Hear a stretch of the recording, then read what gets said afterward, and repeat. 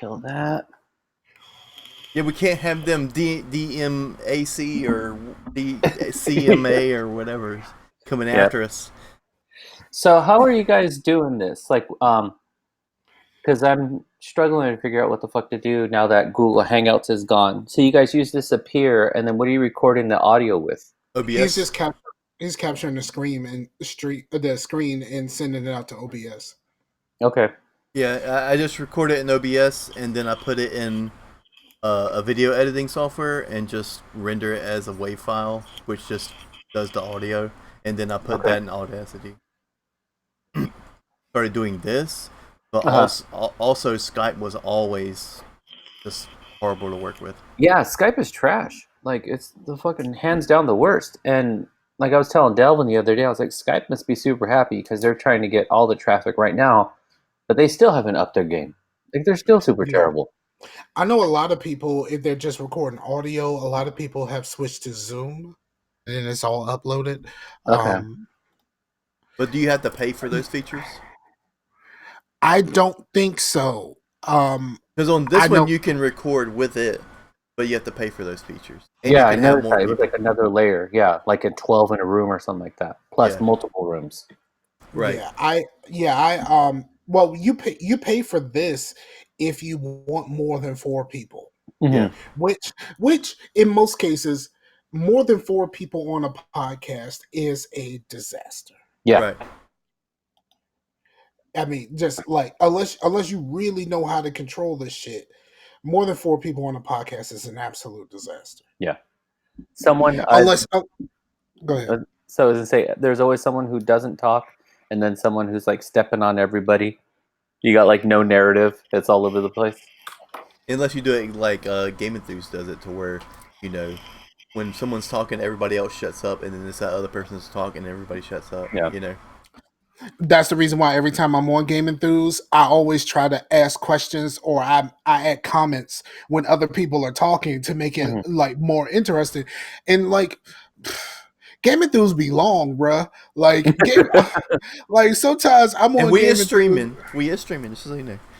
No, just sometimes I'm on Game Enthused and it's just like, bruh. Like the fact that Game Enthused gives you like all the time you need for your section.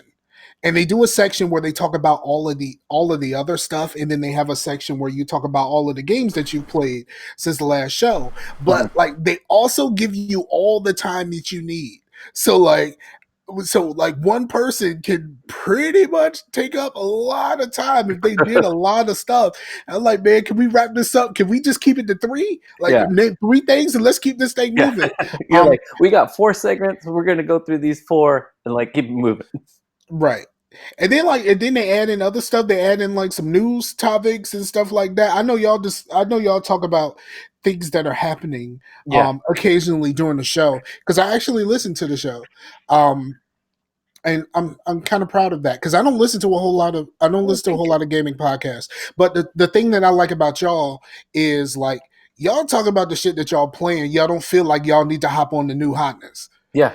And like the cool thing about that, well, the downside to that is there's way too many conversations about Days Gone. What are you talking about, man? way too many conversations about Days Gone. Like nobody want to hear about that shit. Yeah, they do. People are missing out. That's all right though. I'm moving on from Days Gone. I'm playing Resident Evil 2 now. Okay. Oh, you went back. You went to the second one. Yeah. I've never got into a Resident Evil. Like it's just something that just went past me.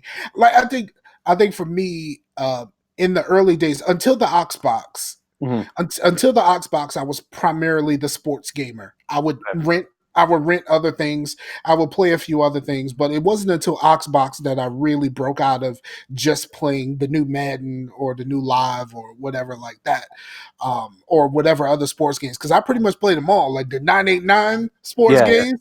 Played those. So I'm like one of the only people that will actually say this, right?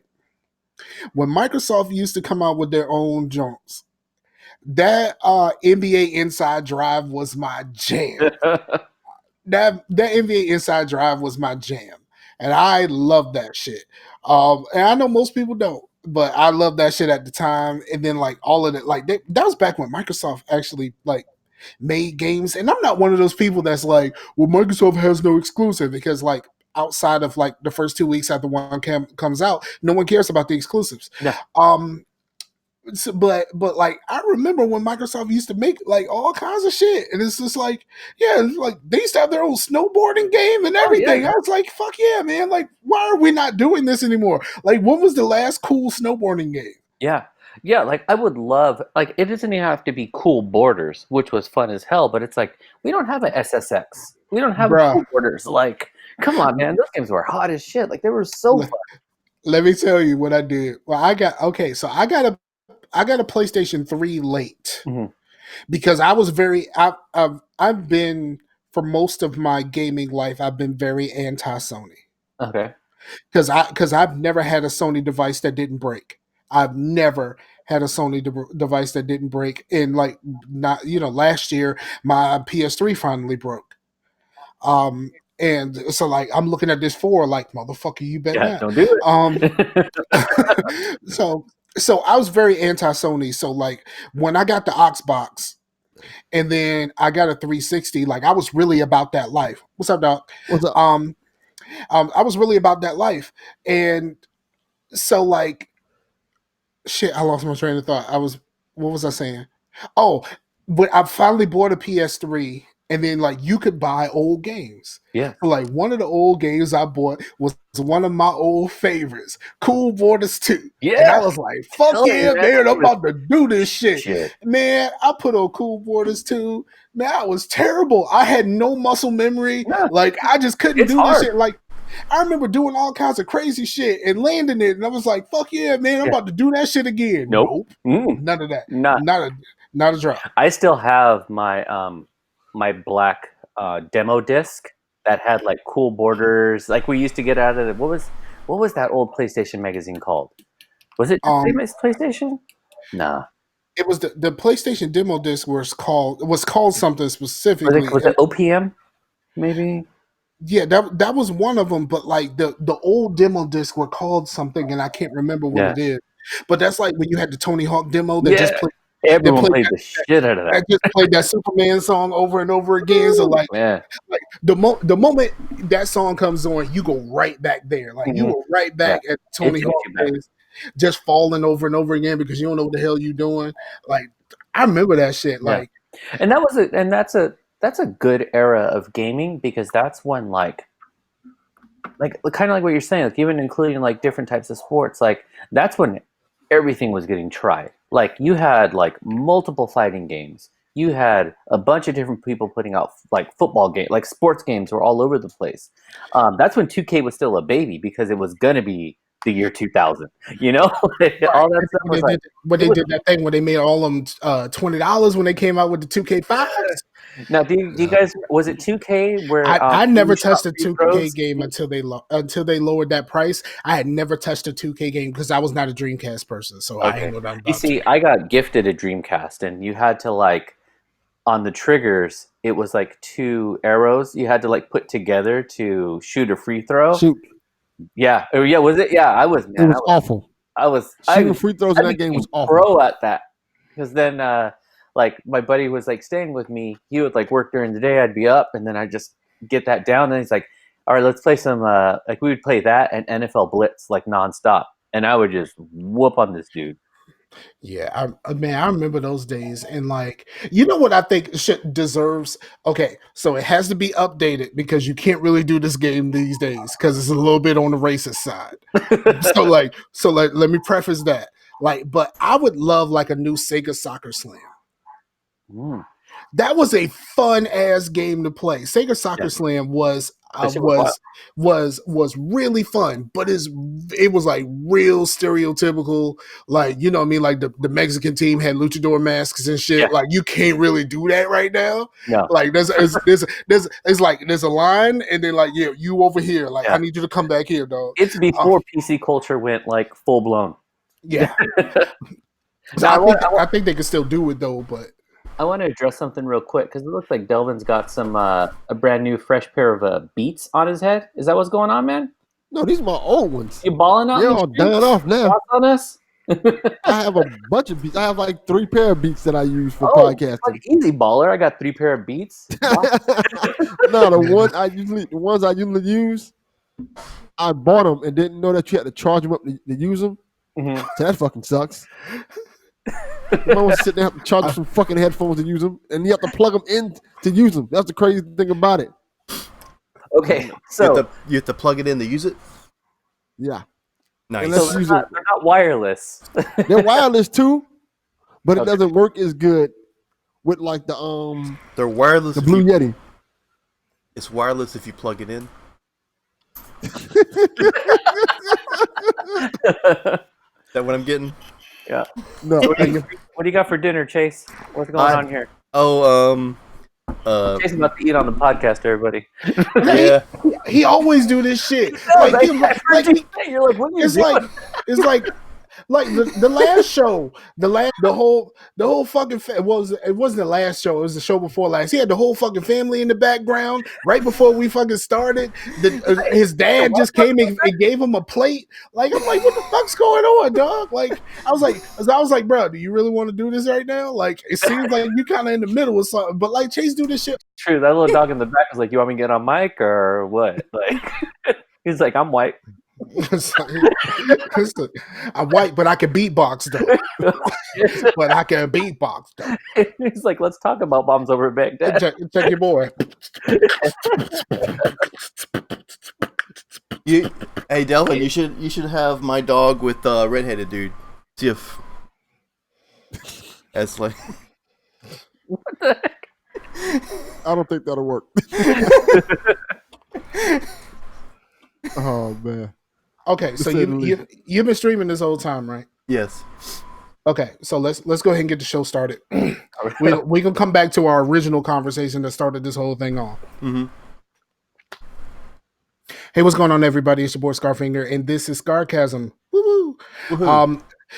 Chase is in the building. Yep. And we have 2 guests. It's August, dog. Like it's August. We got Chaffee in the building, and we got Delvin in the building. We had Chaffee, we had you on before, so we're not gonna let you talk first. We're gonna talk to Mr. Delvin. And tell the people a little bit about yourself. You know who you represent, like the squad. You know what I'm saying? Queensbridge. Deuce. Oh, you mean podcast legend Delvin Cox? Let's make sure we. Oh, come on, don't throw that shit down. The unstoppable, the undefeatable Morris Brown. The award nominated podcaster Delvin Cox. I don't know how I'm award nominated, but I'm award nominated apparently. Yeah, I won a few awards. I won a few Edgars, and I won a few of what was the one that I did a few podcasts that give out awards, and we've won a few. Hey. See, there you go. You're an award-winning podcast. Ain't no awards anybody's ever heard of.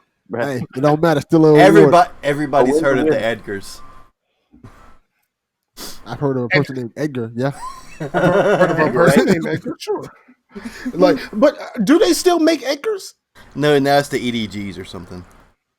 Yeah, but do they? No, I mean, like, do they still make people named Edgar? That's a terrible fucking name for an award, by the way. The Edgar. Yo, I just won this Edgar. I'll say this. What are you talking about? It's because being a Mexican, we love the name Edgar. Really? Mm-hmm. Why? Yeah, we still produce Edgars for sure. It's a fact. I embarrassed my daughter the other day. Well, it was a few weeks ago. We went to the bookshop because I went to go get her some books for summer reading or whatever. Gross. And I was looking for the Percy Jackson books. Because, I saw the first movie. I mean, I saw the trailers for the first movie, and I was like, that seemed like it might be an all right movie. I know it's like that young adult shit, but like it might be a good, cool little thing. And also, and I said this while my daughter was there in front of the lady. I said, like when somebody says Percy Jackson and the Olympians, I'm expecting a completely different situation. Straight up. You know what I mean? Like Yeah. I said in front of my daughter, Percy Jackson sounds like an old black man. Mhm. And my daughter got mad at me and walked away from me like I said something wrong. Percy Jackson sounds like an old black man. Like what Percy Jackson played for the Knicks in '82. You know what I mean? Like I ain't even gonna check you Strong, on that. It just powerful sounds right. Knicks. Yeah, sound right. Grabbing Like- all the rebounds. Yeah, it was he Charles re- Oakley and Percy Jackson. he retired from the Sonics. You know what I'm saying? Like Percy looked like he was 80 when he was 20. Right. One of them hard life living black dudes. Like, now he got one of those Greg Oden faces. No, but I thought that too when I had seen the cover of the book, and I was like, so I'm glad you said it, not me, because I didn't want to be the racist guy. But I was like, yeah, Percy, this is the wrong name. But like Percy Jackson and the Olympians sound like an old R&B group. Like Right, seriously. Mm-hmm. you know what I mean? Matching Like suits, you know. you know what I mean? Like in their album covers of them all chilling out in front of Mount Vesuvius and shit. Yeah, like seriously. They never made it to like Smokey Robinson status. you know what I mean? And you know Percy hates Smokey. You know what I'm saying? Like, They don't get along. you know what I mean? That was my idea. Look, Smokey wrote My Girl. That was supposed to be for me. Yeah. He's like, I wanted the white cutlass. Guess who bought it? Motherfucker. Know what I mean? How you gonna get that song to David Ruffin? David Ruffin can't do it like me.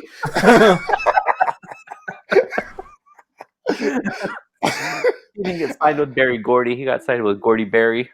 Right. Yeah. You know what I mean? Like it ended up in Hotel. Like he sounded like a pimp anyway, so he runs Hotel Records. Like I hate shit. I know I hate shit. Oh wait, weren't we But, supposed yeah. to be introducing Delvin? Yes. Yeah. I was. My bad. We kind of get off on these tangents. That's just how it rolls. Delvin knows. Talk to the people, Dale. Yes. Are you there? You talking? Did he lose us? I guess We so. can't hear you. He's talking, but we can't hear him. You know why? It's those beats. He didn't charge them. Yeah, your microphone went out, dog. I got no sound on you. Here, I- as Delvin, Well, do some beats. The beats only pick up beats. For Yeah. real. Yeah. Chaffee, you do it for him until he gets his mic straight. I say so. This is Delvin Cox of the Delvin Cox Experience. I like to let racist people say wild shit on my show. I have a Patreon where it's called the Fire Brigade, and we talk wild, crazy stuff. I record weekly every week. We got consistently like 100 episodes plus in a row. Oh, we lost him. He's gone. He'll come back. No, but Delvin's got a good show for sure. He's always having different podcasters on, different shows, different perspectives, and kind of just always letting people kind of fly with their ideas, always highlighting different things. He's still silent. Did he mute himself? Did you hit mic? No, I didn't mute myself. Oh, there you are. I had to get myself out because it says something about the operating system is dead and click out and click back in. I don't know what it said. It was What? it was like too much melanin in this room. Yes. The operating system is dead. Yeah. That sounds very ominous. Yes. It said, get out or else. So I said, let me clock out and sign back in and see what happens. But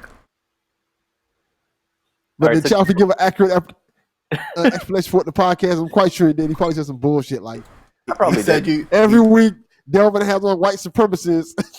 It doesn't allow any black people on the podcast at any time. No. That's why the black people are always on my podcast, not yours. I've cornered that market. You cornered the market for white supremacists? No, that's you. That's your thing. Last week he had on Clayton Bigsby. That's one of those things that still wouldn't fly today either. Next week, Uncle Ruckus. I forgot I was muted. I was like, did I mention they stink? Yo.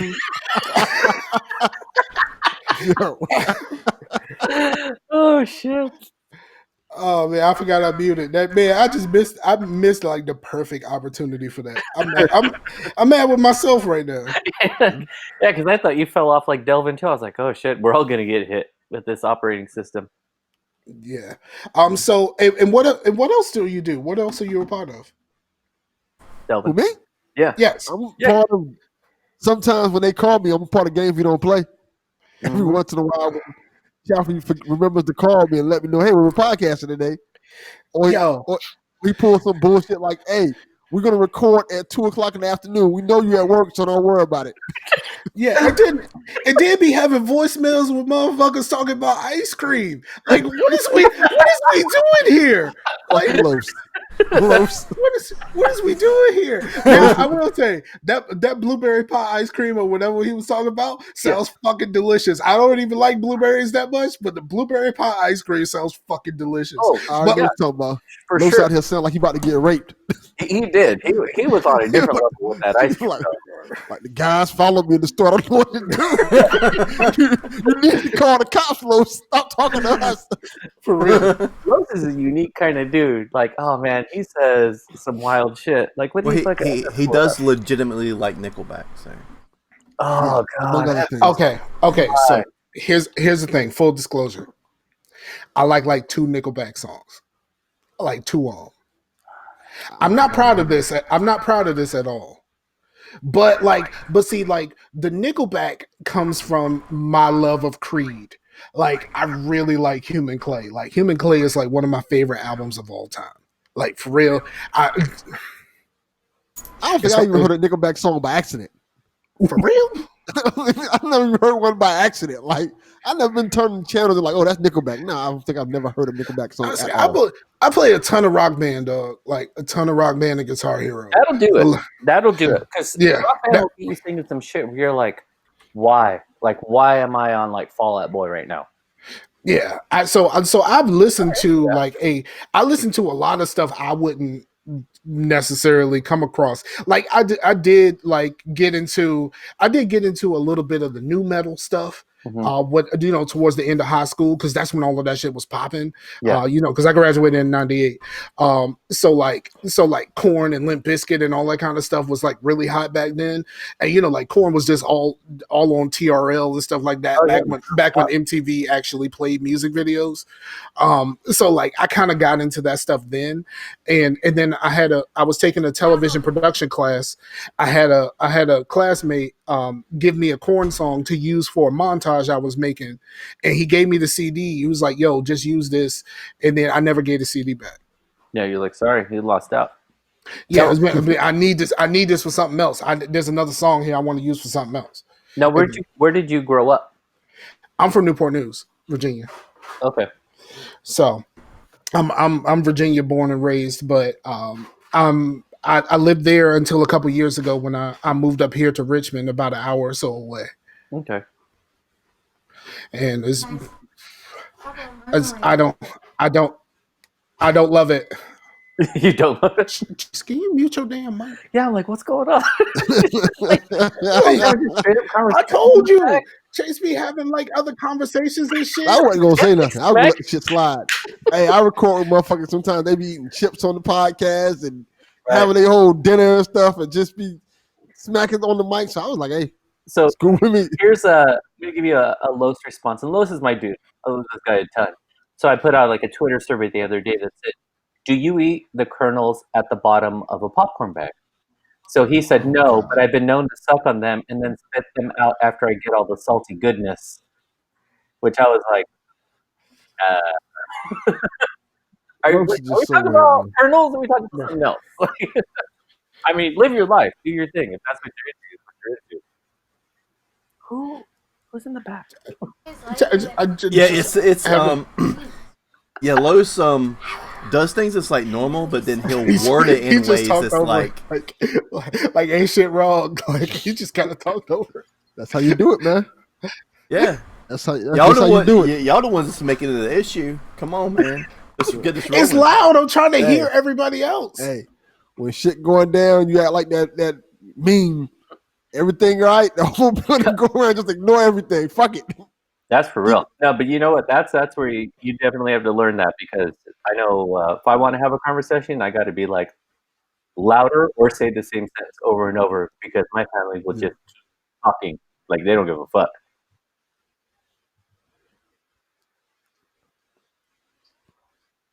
What are they doing?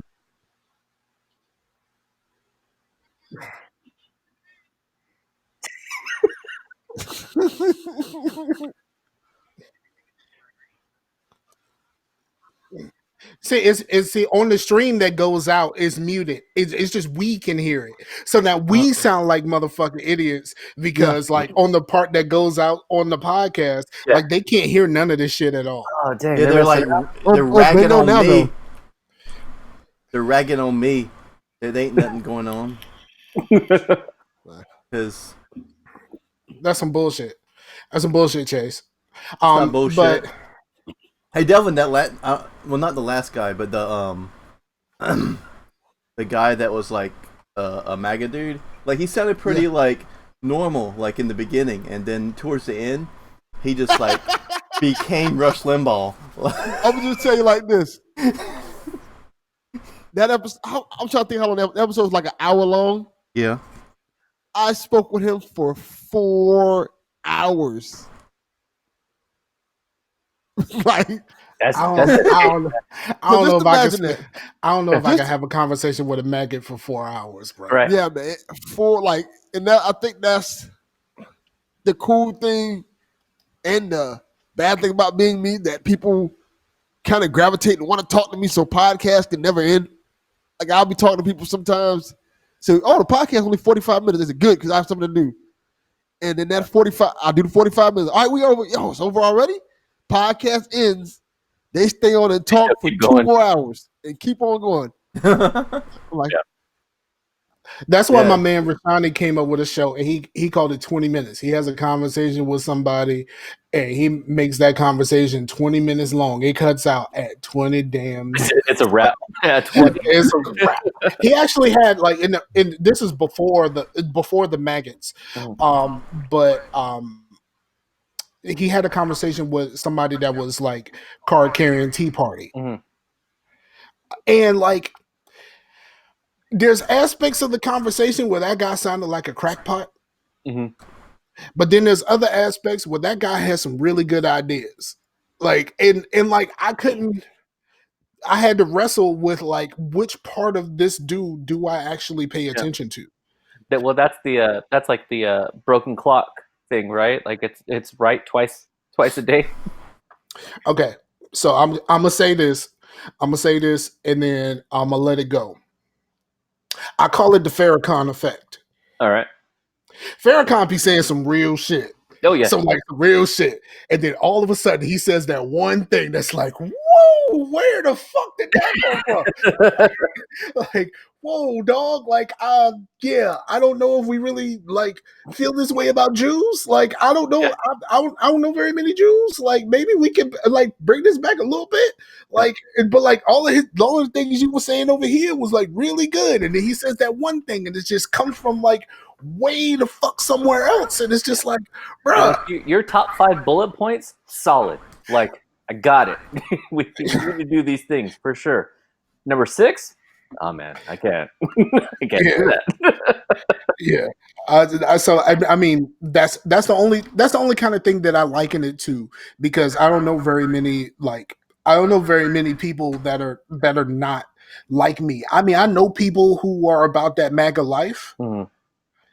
I know a few people who are about that MAGA life, and I know a few people who are about, like, I work with people. I work in a small office, and like, you know, there's only a couple of other that are quote unquote liberal. Like the rest of them are like, I don't mind Trump, voted for him, and like they ain't got no issues with it. And I'm just kind of like, but like, out of the 3 people that are carrying Trump lovers, only one of them is kind of remorseful about their choice.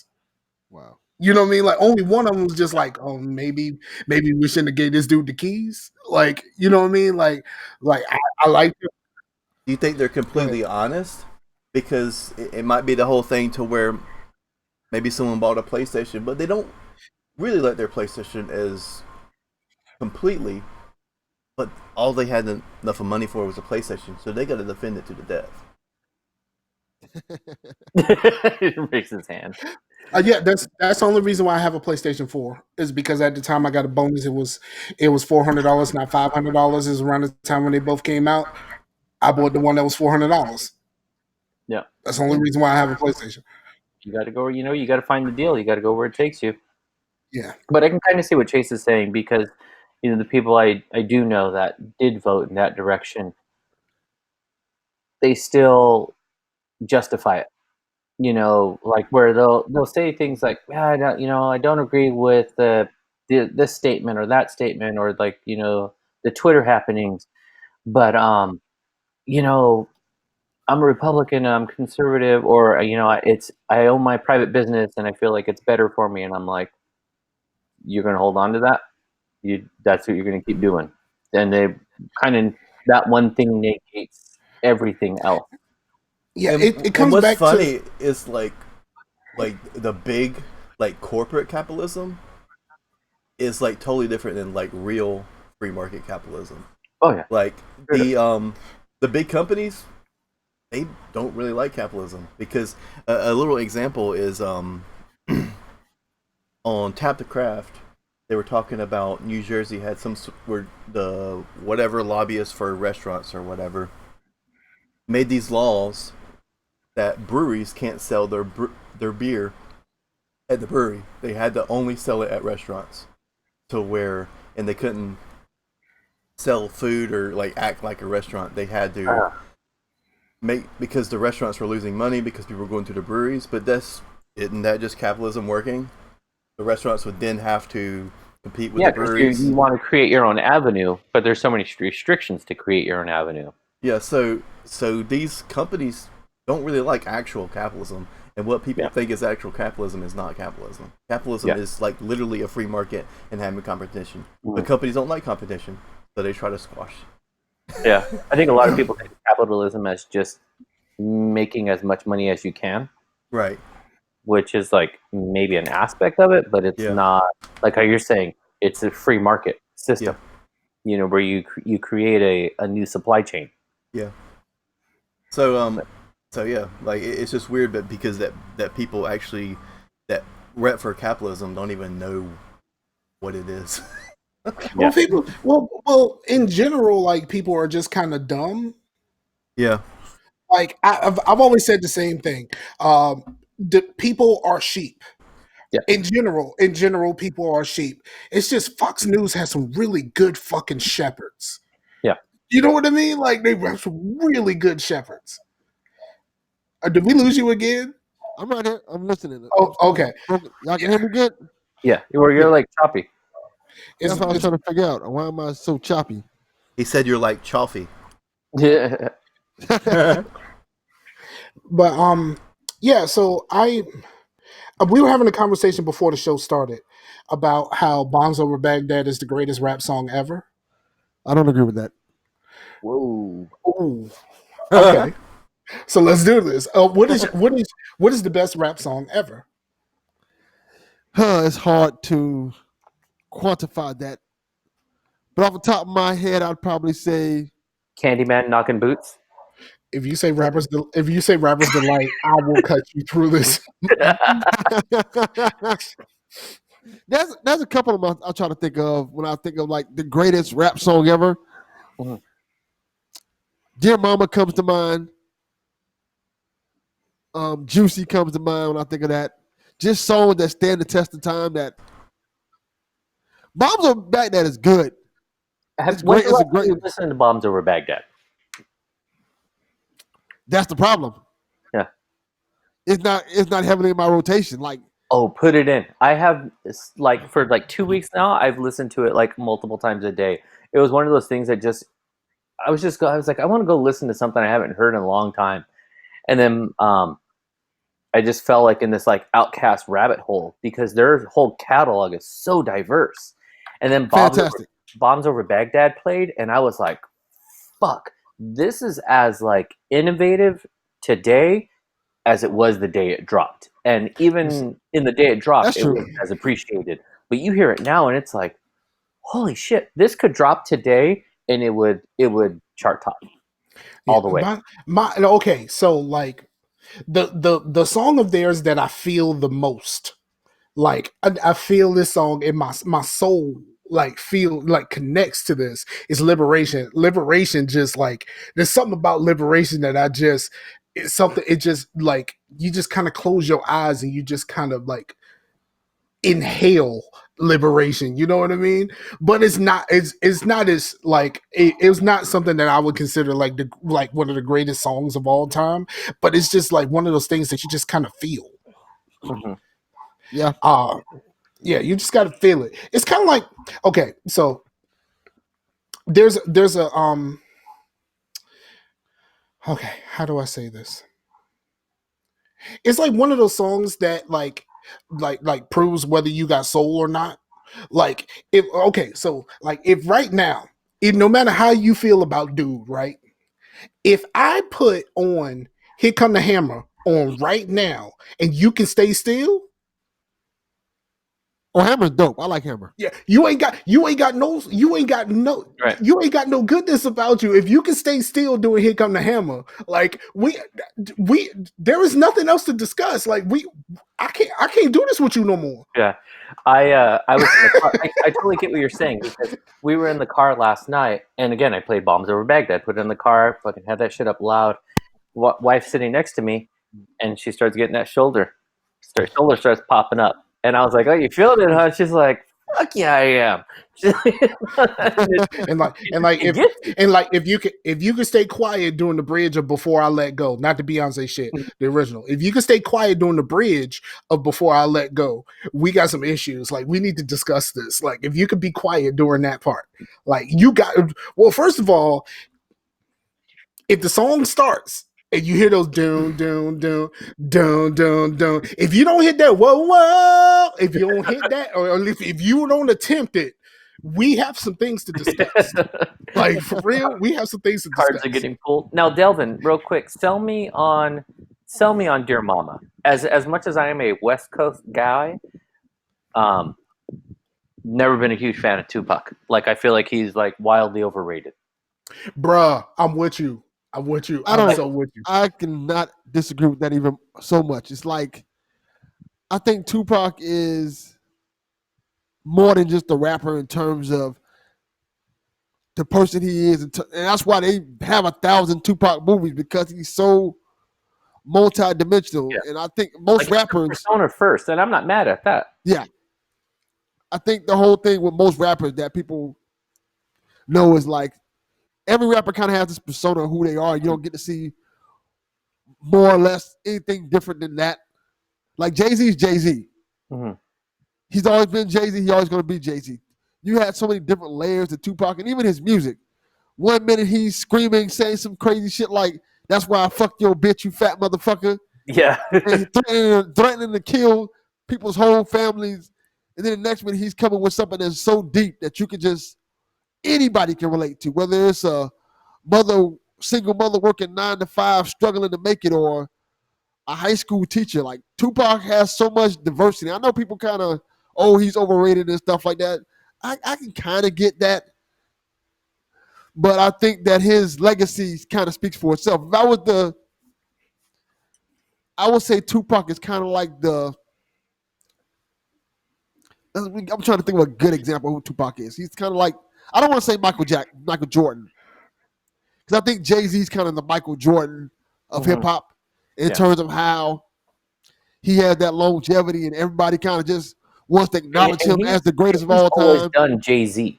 You know what I mean? He's like, the standard. He hasn't really deviated from his lane, because I kind of get what you're saying. Like, I think there was a slight deviation for 444, though. That's true. Yeah, I will agree with that.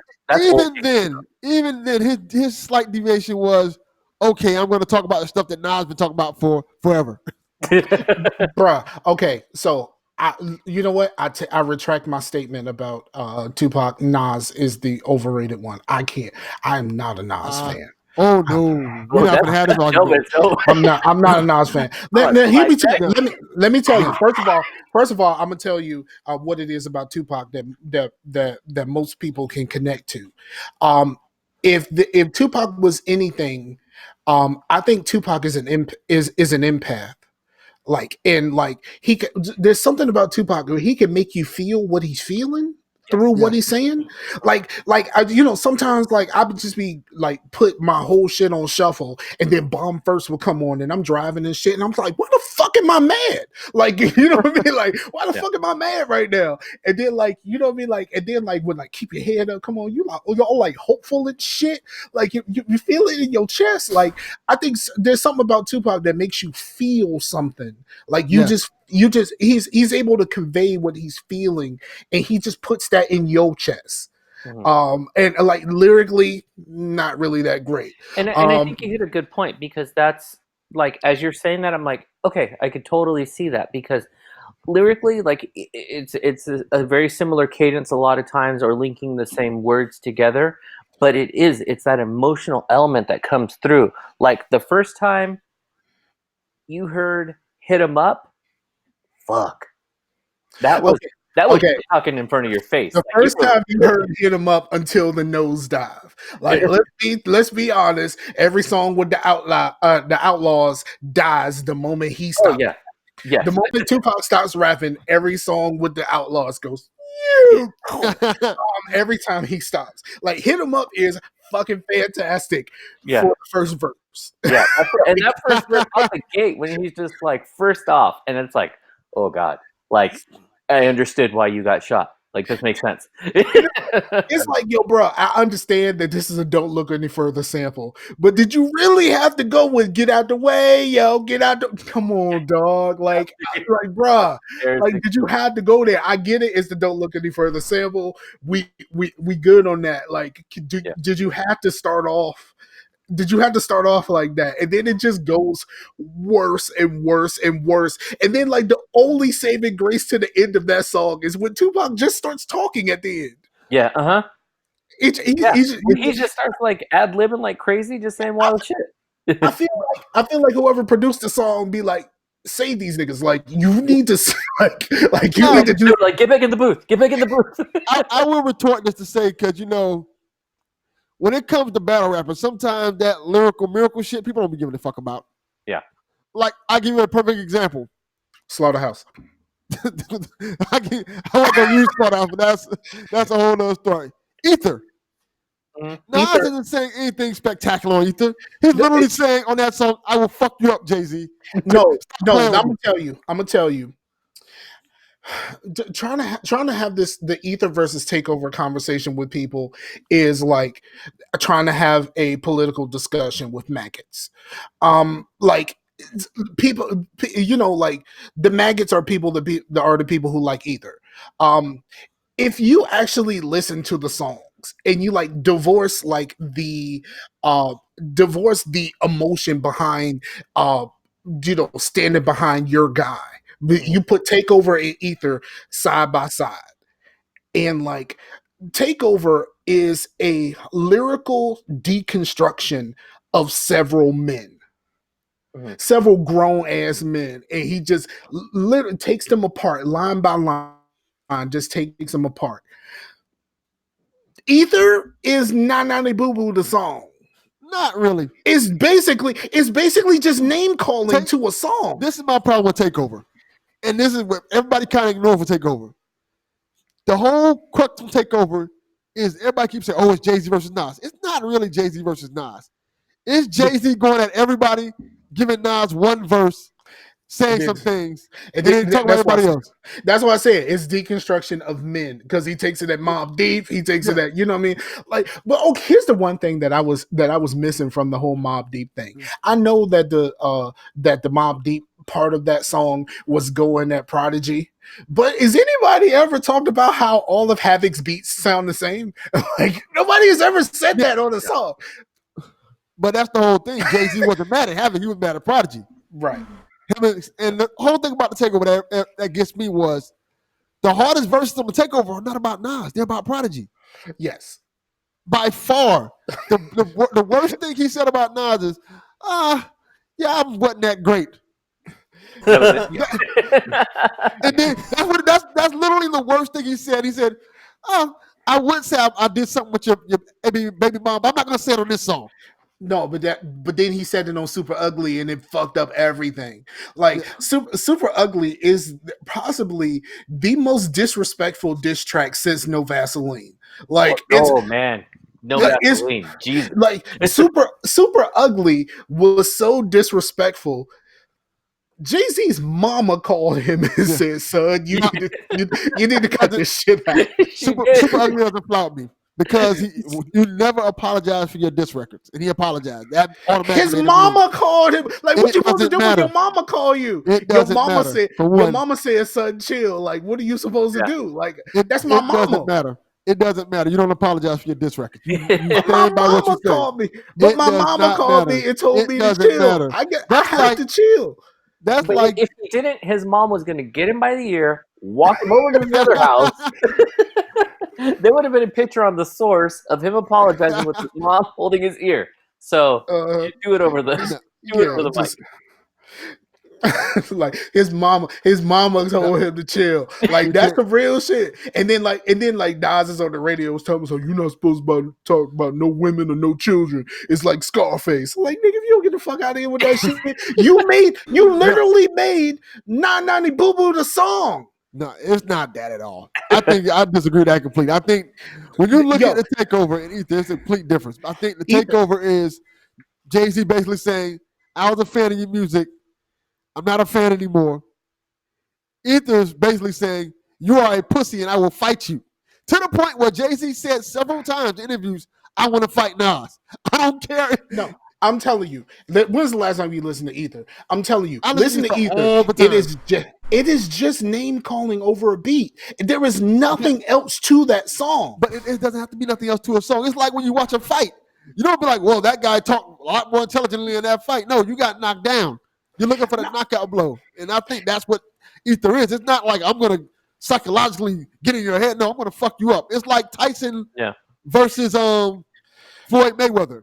But I think if you compare the two tracks we've talked about, like Hit 'Em Up versus Ether, first verse of Hit 'Em Up, let's go with that. Like that has a structure that, like, I guess just that, it has a structure. You know what I mean? Like, it has a flow, it has a style, it has an intensity, whereas like Ether's different. But here's the thing about Hit 'Em Up. Like the fact that Faith was just like, I have no idea what he's talking about. Yeah. Like he invited me to record a song and that was pretty much it. I left. Yeah. You know what I mean? Like that element of it, like, and especially like now during the Me Too where we're supposed to believe women, like that song actually came out, by the way. Did it? Yeah, it came out. She recorded the original vocals for I Wonder Why They Call You Bitch. You can buy it. It's really good. Yeah, see? Like, so like the whole thing was just kind of weird, and it just seemed like, okay, so here's the other part about that line. That line was really strong. But we already know he was fucking Kim at that point. So like what mattered? Like, you know what I mean? Yeah. And I think it's a good example of like just it matters. Oh, I think it matters. I think it mattered to him. If somebody says, "Hey, I'm fucking your wife, not your side piece," yeah, it's a big difference. Like, yeah, if Pac would have said, yeah, if Pac would have said, "I'm fucking Lil Kim," you're like, I don't give a fuck. He's like, everybody is. Who cares? But it's like, no, I'm fucking your wife. Yeah, she's with me now. He's like, yeah, me too. Like probably two other dudes as well. Like, I don't know, whatever. Yeah. Have you ever seen that VH1 movie? Is about the Biggie and Tupac thing, but they flip it. It's called Played. Okay, I remember watching it, but I couldn't tell you like anything of it. Let me tell you, the dude in Played because they apologize to each other or something, right? The guy dies and then he records a song like "I'll Be Missing You" type song about his whole friend. But here's the thing about Played. He takes it a step further. because apparently he did have sex with dude's wife. And when he put out a diss record, he actually has sounds from the sex tape of his wife in the background of his diss record. Damn. That's dope. Man, I mean, somebody got to die. Like, that's not something, like, for real. Like, is one thing for you to say that you did this. It's one thing for you to might have actually done this. But for you to put her in the song, getting her back blown out by you, you're asking for it. Like, that's somebody got to die. Yeah, you disrespected someone to their face, full on. That's wild shit. Yeah, that's what are you listening to, Chase? What's your hot shit? What's your rap beef? All he listens to is metal. Do I? How do you know? Metal and like when he does listen to hip hop, it's like 90s hip hop. He likes like De La Soul and shit like that. Like Chase, like you for to say, I'm listening to motherfucking 2 Chainz. What you talking about? I was just listening to Freddie Gibbs' like 2014 or 2015 album. There you go. Freddie Gibbs is amazing, and it's like I love his like trajectory. Like he just keeps collaborating, and each album is like better than the one before. Also, he just needs to stop calling them collaborations because he keeps like outshining the person he's working with. Like, don't do that.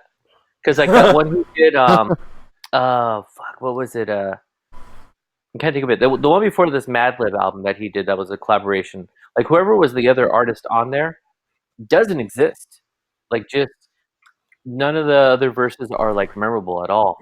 And I've seen him live twice. Fuck, dude, he's intense. Like he does half the show like a cappella style. Like, and that usually really annoys me when I go to a rap show because it's like the energy's going and the beat's there and you're just like fucking hands up and everyone's going off. And then when they drop the beat and the guy just like flows, I'm like, oh, whack, man. Like we were just having a party. Like no one wants to hear fucking spoken word right now. But when he does it, Deaf Poetry Jam. Yeah, exactly. But when he does it, it still goes because it's kind of you're saying like Tupac. That energy comes through where you're just still like, fuck yeah, like he's good. That dude is amazing. I'm hyped because they're doing the Adult Swim Festival again this year, and it's the day I'm going is Freddie Gibbs, Vince Staples, Tierra Whack. Like there's gonna be a lot of really good artists that day. That's a good day. Yeah. And Tierra Whack, she's nuts, dude. That girl, number one, if you like follow her Twitter, her like little random like freestyles that she drops, she's fucking sick. She's really good. And then her album, which has like something stupid, like 30 songs, but they're like 30 seconds long. That's just crazy. She's good. Trying to look up that Freddie Gibbs album. The last one he did was like Roma or something like that. Yeah, I haven't listened. Yeah, I haven't listened to the new one. Yeah, that one was Fetty, and it was him and Currency, and I couldn't even tell you it was Currency on there. Like I don't think he exists on this album. Wow. You know what? I actually did listen to some new things. I listened to so I listened to 4 new things. Now I'm really just all about my playlists, so I typically just go back and forth to my playlist. But I went outside of my playlist and I got 4 things that I listened to recently within the last week. Okay, so I listened to Drake's Care Package. All right. It's basically like a remix album, so it's like it wasn't really anything worth writing home about. I listened to the Chance the Rapper album. Oh, sorry. It should be called Facepalm. Like it is Facepalm the album. I'm like, what the fuck is this shit? Like, bro, I thought people like you. Like, I thought you made good music. Like, I was just like, yo, you ain't got nothing like you want no problem with me. Like, that's a catchy ass song. Yeah. But like, there's nothing like that here. It's just like, I don't know. Like, it's just like, it's really bad. Yeah. It was like he was bored. Like, you know what I mean? Like he did this. Like, I know he's supposed to be like Mr. Independent and all that kind of stuff, but it was like it's like it's like this is the album that you make when it's the last one of your deal, and you're just happy to get out of your deal. Like, I just need to ship this one. They said one last album. Here you go. Yeah, this is the album that you record when you know this was your last one on Bad Boy. Yeah. You know what I mean? And you tired of wearing those shiny suits. Like, you know, like this, you know what I mean? Like Suge done got on your nerves. This is your last one on Bad Boy. Like, you know, like when Snoop did the No Limit album. That was You just know what what I mean? I mean? When Snoop went No Limit. Right. But that was just bad. And then I finally got around to listening to Meek Mill's Championships. Okay, how's Good that? album. I actually liked it quite a bit. I haven't listened Really yet. good album. I was surprised because I don't listen to a whole lot of new dude music. Mhm. But I mean, there's some really good stuff, and then there's like I'm a sample guy, so I really like samples. It starts off with a In the Air Tonight sample. Mhm. Like the whole thing starts off and it's just really good. But here's my problem with Meek Mill. Like, you can't listen to a lot of Meek Mill because he sounds like he records all of his music like he's talking at a drive-through. Like, it's like, why are you yelling? Like, calm down, dog. Like, just rap, dog. Like, there's times when he just raps and everything is perfectly fine. But almost everything he records is like he's just yelling at the microphone, like he's sitting in his car yelling at the drive-through speaker trying to record his verse. Like, it's like, bro, we hear you. Yeah. Like, my ears are bleeding. Like, why are you shouting right now? Like, I gotta turn this shit down. You know, it's going to go back to Chance the Rapper. He's one that I've never really gotten into either. And for me, he falls into the to like the soccer mom category. Like, that's the music, that's the rap for people who want to be like quote unquote urban. You know, like and Christians. Yeah, I listen to resonates rap. with the Like, I Christians. love Chance the Rapper, and I'm like, that's okay. Like, we don't need to talk about rap anymore because that's for the kids. That's for the soccer moms. That's like a different vibe. But also too, I like really like when I listen to raps. My steady go to is like I love hood rap music. Like, I love like just dirty raps, heavy bass. Like, that's still my shit right there. I'm a can't Southern give that rap fan. I'm all about the Southern rap. I want to hit them 808s. I want them lows, dog. Like, Heavy. I'm trying to shake some shit. Yeah. Like, you know what I mean? Like, I need a sub. Like, that's how, like, okay. And the last thing that I listen to before we move on to something else. Well, hold on, pause real quick because you said Southern. Still go back and listen to Bone Crusher.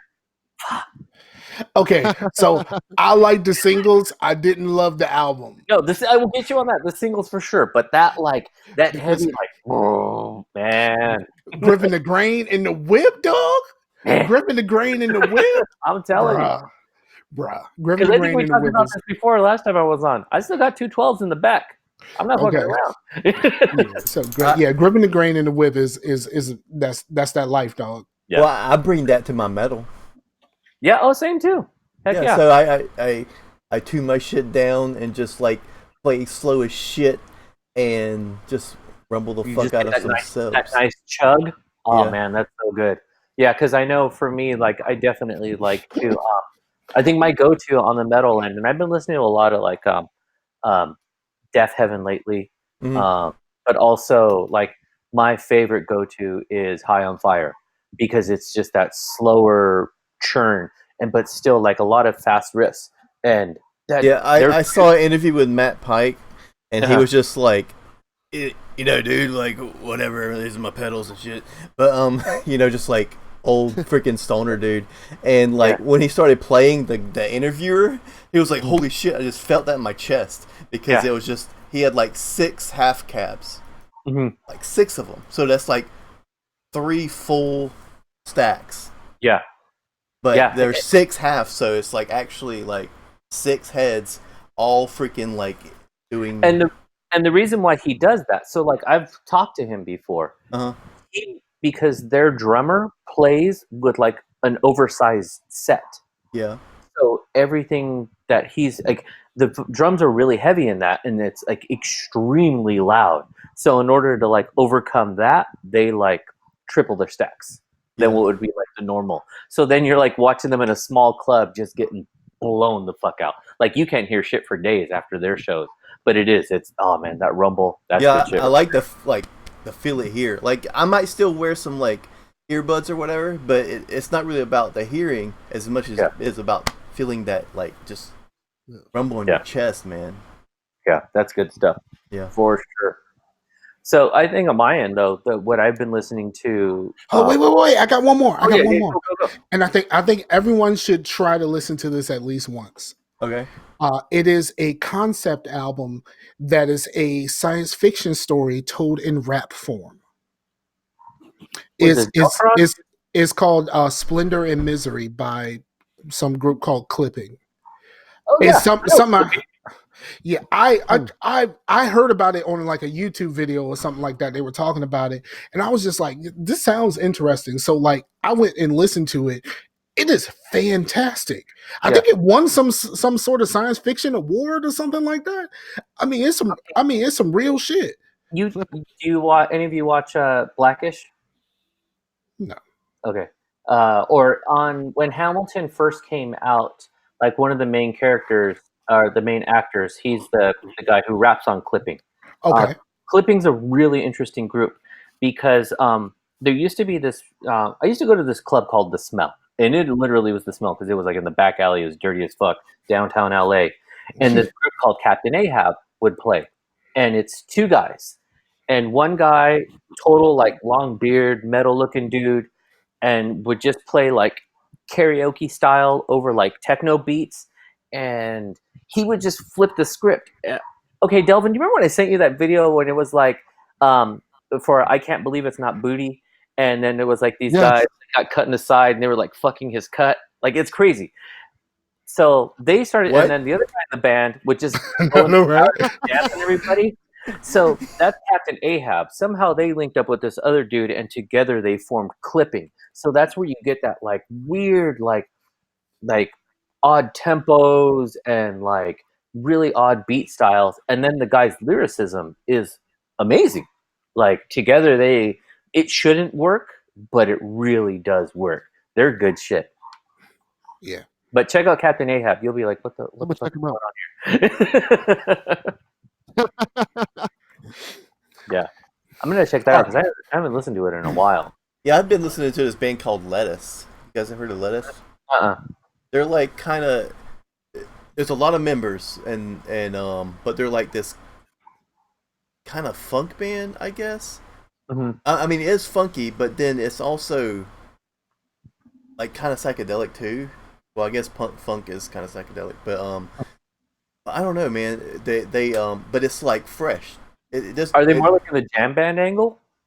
They are, but it's like it's sort of hip hop and funk and rock, but it doesn't sound like old shit. It sounds like new shit, but it's still funky as shit. Uh-huh. Yeah, it is a lot of shit.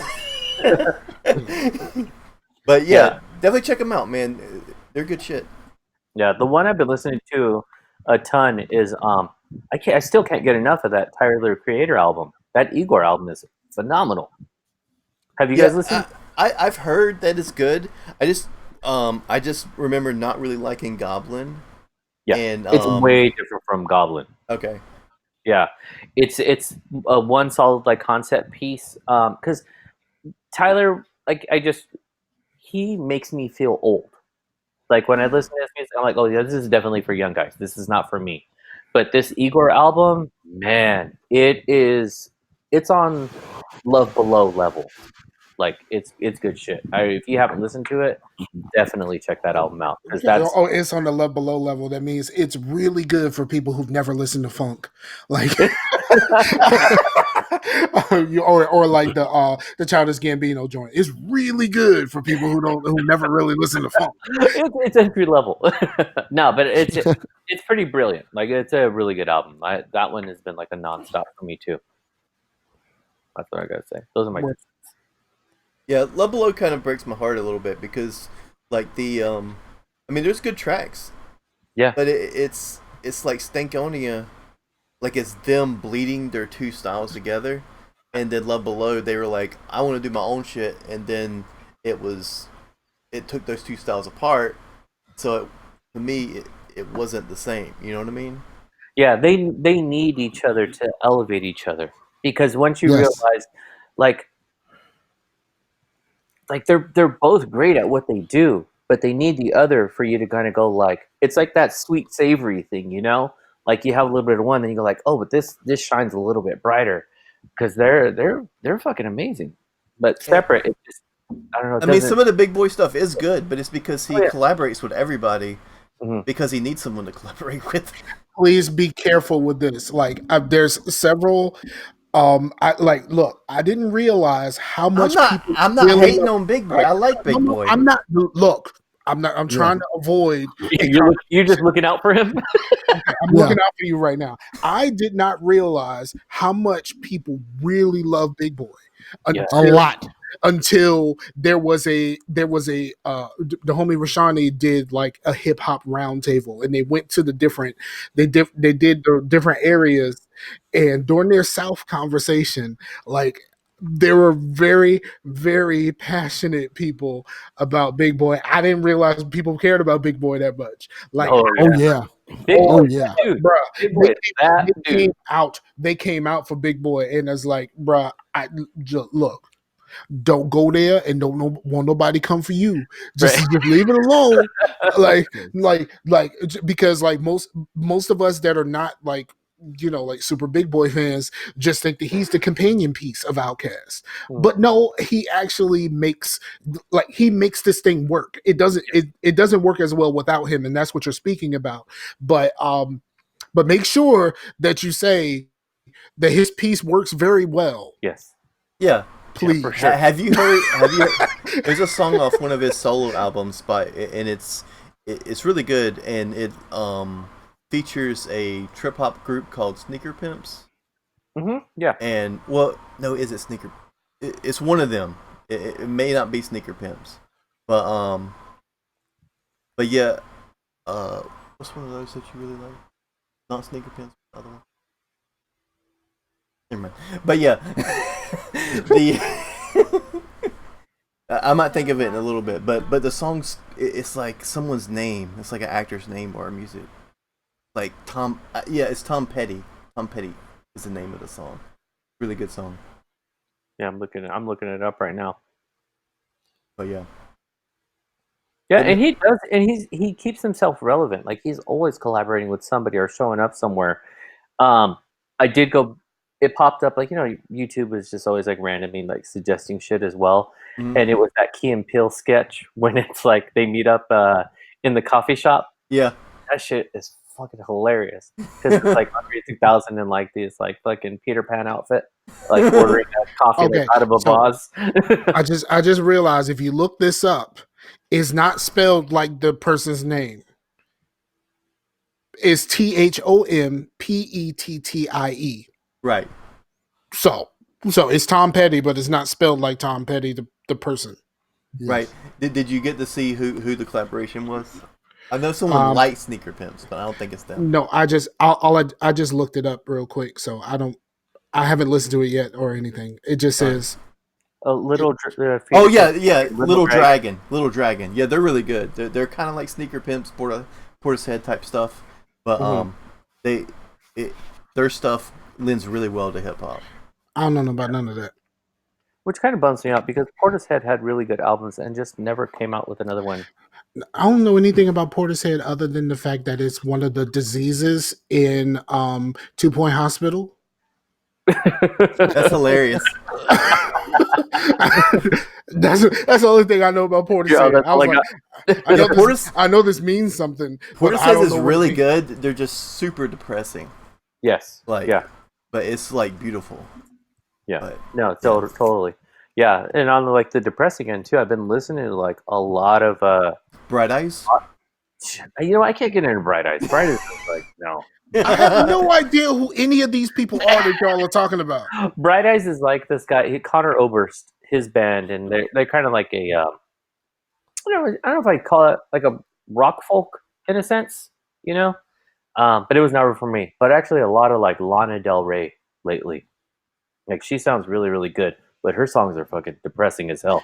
I only know her name. I know absolutely nothing that she's ever done. Yeah, she's good. I like her. I've heard her name before. Yeah. What about you, Delvin? What you been listening to? Rose, Rick Ross. Really? How is it? Port of Miami too. It's great. That's true. See, that's why you ride, because it's like Miami. You know,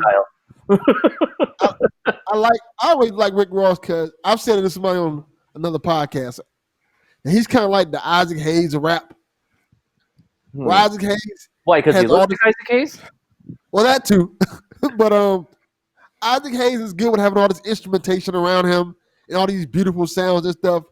But Isaac Hayes himself isn't the best singer, but he makes it work for him.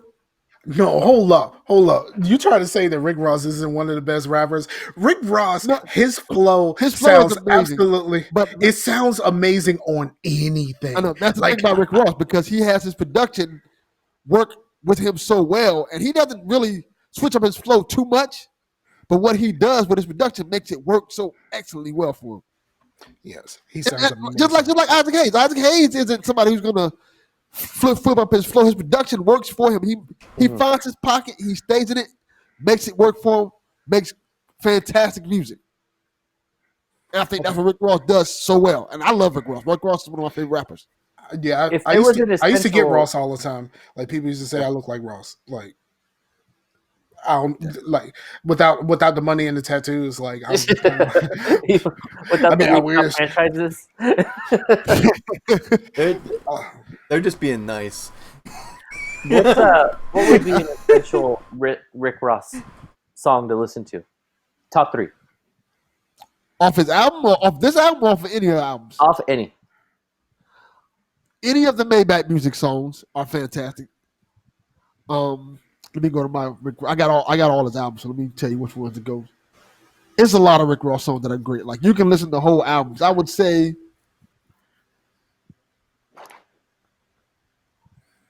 trying to think what I would say. I would say Tears of Joy with CeeLo is incredible.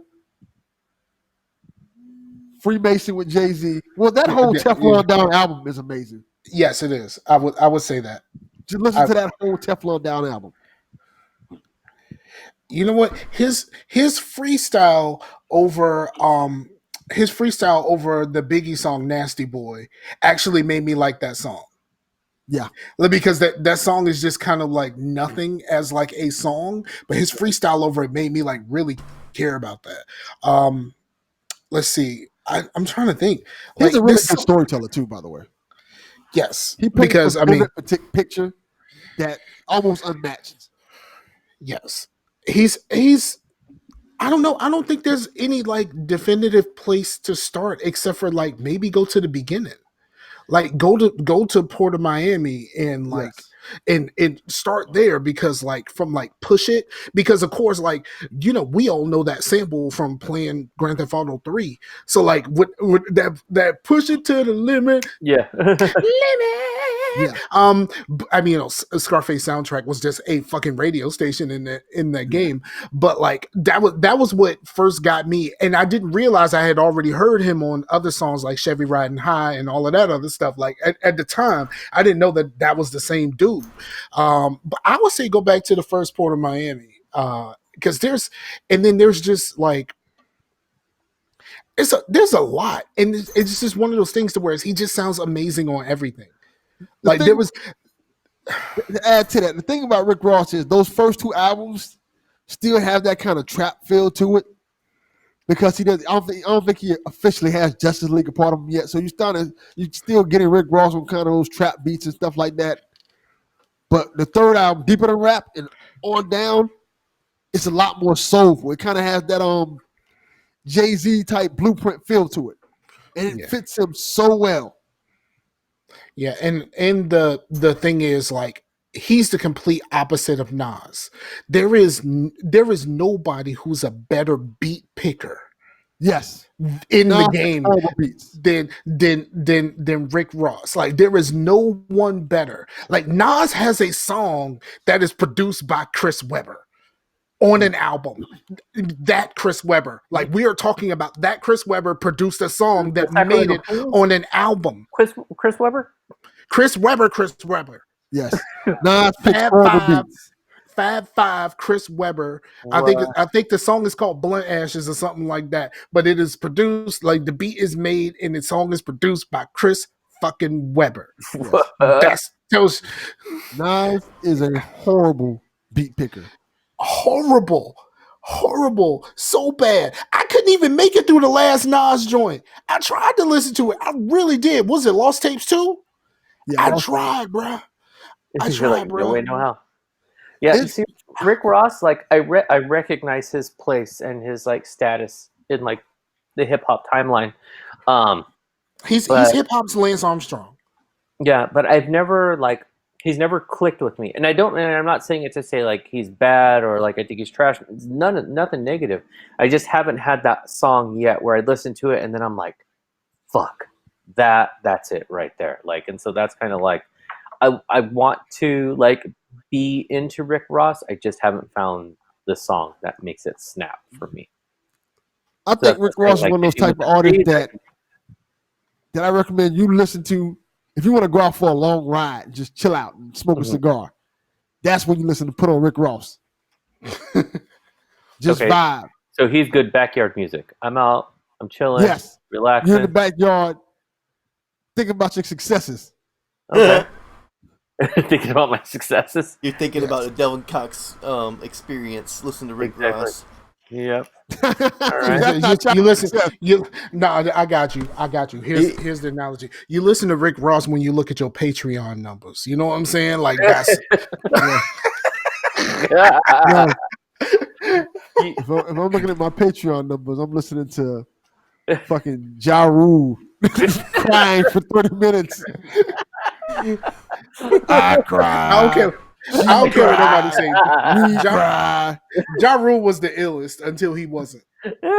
That's true. He really like nobody fell off harder than him. Like he went from like doing everything, and then he was like, "I'm only going to exclusively work with Ashanti." No, but see, here's the problem. Here's what happened. 50 Cent. 50 Cent happened, and 50 Cent. 50 Cent when Get Rich or Die Trying came out, it was at a time where rap was starting to progress further than the thug lifestyle. Yes. We were starting to move past that. And then like a lot of these songs and stuff that Ja Rule was on, like these were songs like he wrote those. Like the songs with Ashanti, the songs with Mary J, and all of this kind of stuff. Like these are songs that he wrote himself. So like he was progressing the genre forward.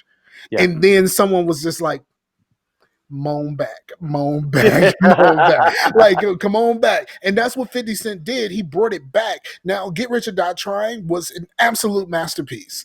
But him doing the whole Boy Who Cried Wolf thing with Ja Rule, because it was like, you're trying to be Tupac, but you're talking about all the times you got shot and all of this other stuff. Yeah.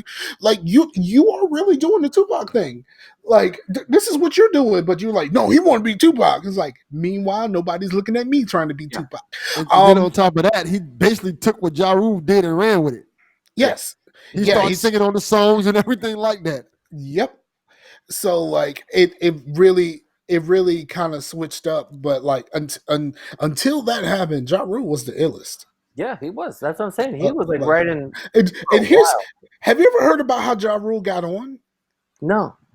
This is like the craziest story, and then we probably should talk about some video games. Oh yeah, we'll do that. Ja Rule was with some kind of group. I think it was called the Cash Money Click or something like that. Cash Money Click. That's what it was called. Yeah. So like there was a channel called The Box. I don't know if everybody know about it. I know The Box. Yes. Video jukebox, yeah. Yes. And basically you call in, you pay a little something, and they play the music videos that you want to hear. Well, the person who was managing him at the time, basically what he did was he figured out what was the most popular song at that time. And every time that song came up on The Box, he would click right after that song over and over. Basically manipulate the system. He did what? Yeah, he just manipulated the system by basically finding out what was the most popular thing, and then just kept requesting that song after whatever was the hotness at the time. And that's when somebody at Def Jam noticed. Mm-hmm. That's pretty brilliant though, because he just keeps slipping. It's kind of like when we watch TV now. Let's say whatever's following that main hot popular show, that second one gets that sort of residual like wave for a minute. So it's like broke people like me and Chappie ain't gonna pay for those songs. We'll just listen to the next song you pay for it. Exactly. Yeah. I ain't never paid none. I ain't never paid for a damn thing on the box. No, zero. I was like, $1.25 per song. I'm not paying jack. I'll let you order it. And back then, nah, $1.25, no. Yeah. That's high end. That is high end. Damn that. My allowance wasn't that good. I will say this though, I do enjoy some music talk. I very rarely get to do it, but yeah, let's do it. Let's do some video game shit. I know you want to talk Days Gone.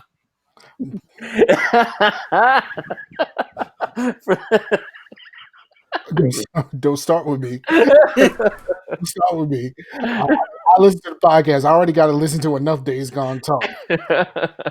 Don't nobody care about no damn Days Gone. Yeah, they do, man. People buy this game. Don't nobody care about no damn Days Gone. I love it. No one loves it like me. All right. So what's Days Gone about? Let's start with the whole story how it begins. I will slap the shit out of everybody involved. I'm trying to told y'all. Like, so the thing about the motorcycle, it's like Chase talking about Fallout. Like, I just don't. Which one, floor or shelter? Boy. What? No, I can't. We can't. I can't deal with none of this shit. But so you know what? I'm gonna go first, and I'm gonna go real fast because we need to wrap this up soon. So I'm gonna go real fast. So I play some more RimWorld. Started a new colony with my daughter. She absolutely hates being forced to play RimWorld, but I think it's something that she would enjoy if she actually pretended to give a shit. But she's in that preteen era, so she's like doesn't really give a shit about nothing except for these K-pop group. I played a good chunk of the NBA Live. NBA Live did something weird. The game got delayed, so they put out an update where they moved all of they kind of did like a current rosters. So they moved like Anthony Davis to the Lakers and stuff like that in an update. But the update doesn't have the new players. So, like, you have Anthony Davis leaving, but you don't have Zion Williamson on the team. Oh, that's trash. They gonna make sure you buy a new one. Right. But the game is delayed. So, like, what are y'all going to do? Are y'all going to put him in the game? Or, like, what is we going to do right now? That create a player. I mean, so like that was just a little weird because I started my daughter learning how to play, and then I played a little bit myself, and then I played Madden, the face of the franchise mode. Mm-hmm. I got my EA Access trial, and here's the problem with face of the franchise. I like the my career modes of these games, and here's the problem with the my career mode of the face of the franchise. For the first two games you play at the end of you play the college playoff, and you're not just your one character, you're actually playing the whole team. So like while I'm thinking I'm just gonna be this one guy, now I gotta play defense and stuff, and I'm just kind of like, I don't fucking remember how to do this shit. Like you know what I mean? I'm playing the phase of the franchise, and I'm about to lose because my defense can't hold water because I don't remember how to do this shit. Last time I played one of these games and I played the whole games myself, I was an offensive coordinator, so I didn't have to play defense. So like that was just kind of weird. And then also I think my original Xbox One is starting to get a little long in the tooth. It's pausing quite a bit while trying to render Madden. Because it's like there's a lot of stuttering and all kinds of shit, and I think I probably should have got an X a long time ago, but yeah, I think if I play much more of this, like either they need to come out with a patch to make it more stable, or I need a new Xbox. Save that money for the Scorpio. Xbox One X. So yes, but so I played those and I think that's all I play, except for like messing around with some stupid stuff on my phone. But that no one wants to hear about that. Who's next? All right, Delvin. Well, I'll go. I've been playing Fire Emblem. What is Fates? I think it's called. Well, is it 3 houses? I think so. Yeah. I think it's 3 houses. Yeah, I've just started playing that one up a little bit. I like it so far. It's really nerdy as shit. It's some. Now, what type? It's an RPG, right? But it's like the chess, like the strategy RPG. Yes, okay. That's what I was gonna say. It's a strategy RPG. So you got to kind of like XCOM almost. Okay. You got to know what it. And the cool thing I like about it is the fact. One of the things that sold me on the game was the fact that, well, a lot of people don't play it this way, but your characters can die, and they don't come back. So like yeah, and it affects the story, which I think is pretty cool. Like you get characters, you can build them up and stuff like that. And if you fuck up, that guy's going. He's not coming back. You just miss out on his story. Now, is that only a Switch game? Yeah, it's only a Switch game. I think Fire Emblem was just only Nintendo. Is it? Yeah. But so far, I like it a lot. I kept hearing Donnie from PSVG talk about it and Carol from PSVG. I like. What they've done like back-to-back episodes on. What does PSVG stand for? Play some video games. Oh, awesome podcast. I thought it stood for PlayStation video games. Good. You know what? When they talked about it on the show, that's exactly what I thought. I was just like, nah, I'm cool. I'm good with that shit. Nah.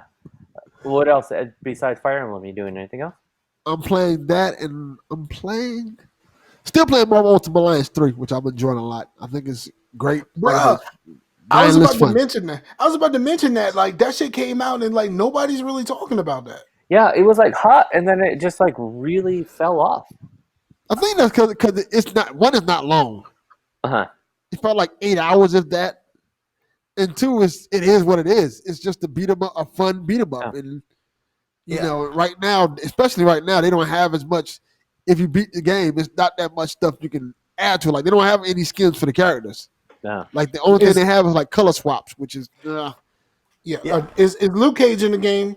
Yeah. Because I had some issues with the Luke Cage in the first game, because like you play and then you're surrounded by a whole bunch of dudes that look like superheroes, and then there is one nigga who looked like he fit the description. You know what I mean? Like, I said fit the description. I mean, he's just a nigga with a t-shirt and some jeans with a chain wrapped around his waist. Like what is we doing? Yep. They said somewhere between 5'9" and 6'2". That's why I for like a brief moment looked at himself and said, "You look like a damn fool." And took that shit off. Yeah. No, that was for real. How about you, Chase? What are you playing? I've still been playing Witcher 3. I bought it in December and still been trying to get through it. You know, limited time to play games. And it's a long-ass game. Well, I think I'm almost done because, I mean, no spoilers, but I'm after the ugly baby part.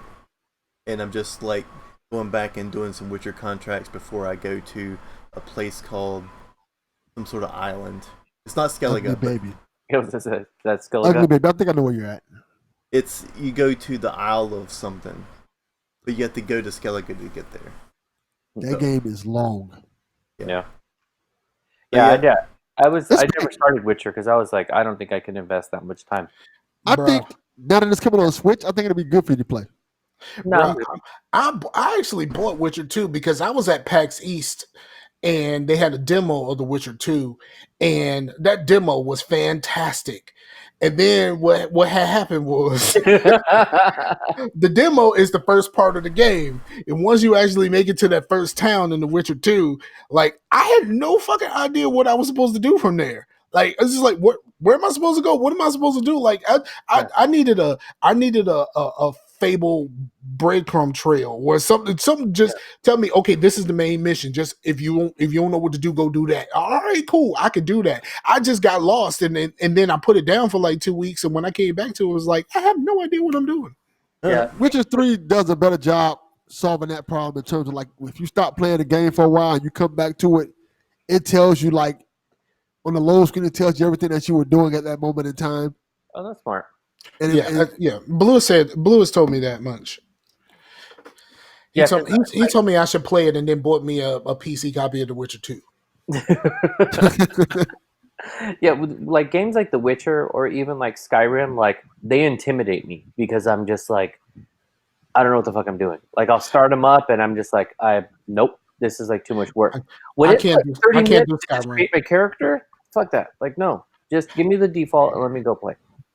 I know I wouldn't be able to do Skyrim because I bought Oblivion. I bought Oblivion when I got my Xbox because I bought my Xbox late. Oblivion was already out. Mm-hmm. I was doing great until I got out of that cave. Once I got out of that cave, then like I went to the first guy you're supposed to see, and then you're just standing there talking to dude, and then you kind of look down on the desk, and the thing says pick up, and I'm like, all right, maybe I should pick this up. I picked this up. It was like, nigga, you stealing. I'm like, what? It told me to pick this up. So like I'm running, they chasing me. Like I hop on the first horse I see. It was like, you stole this horse. I was like, oh Lord, I done stole a horse. Like it's just like it was just bad.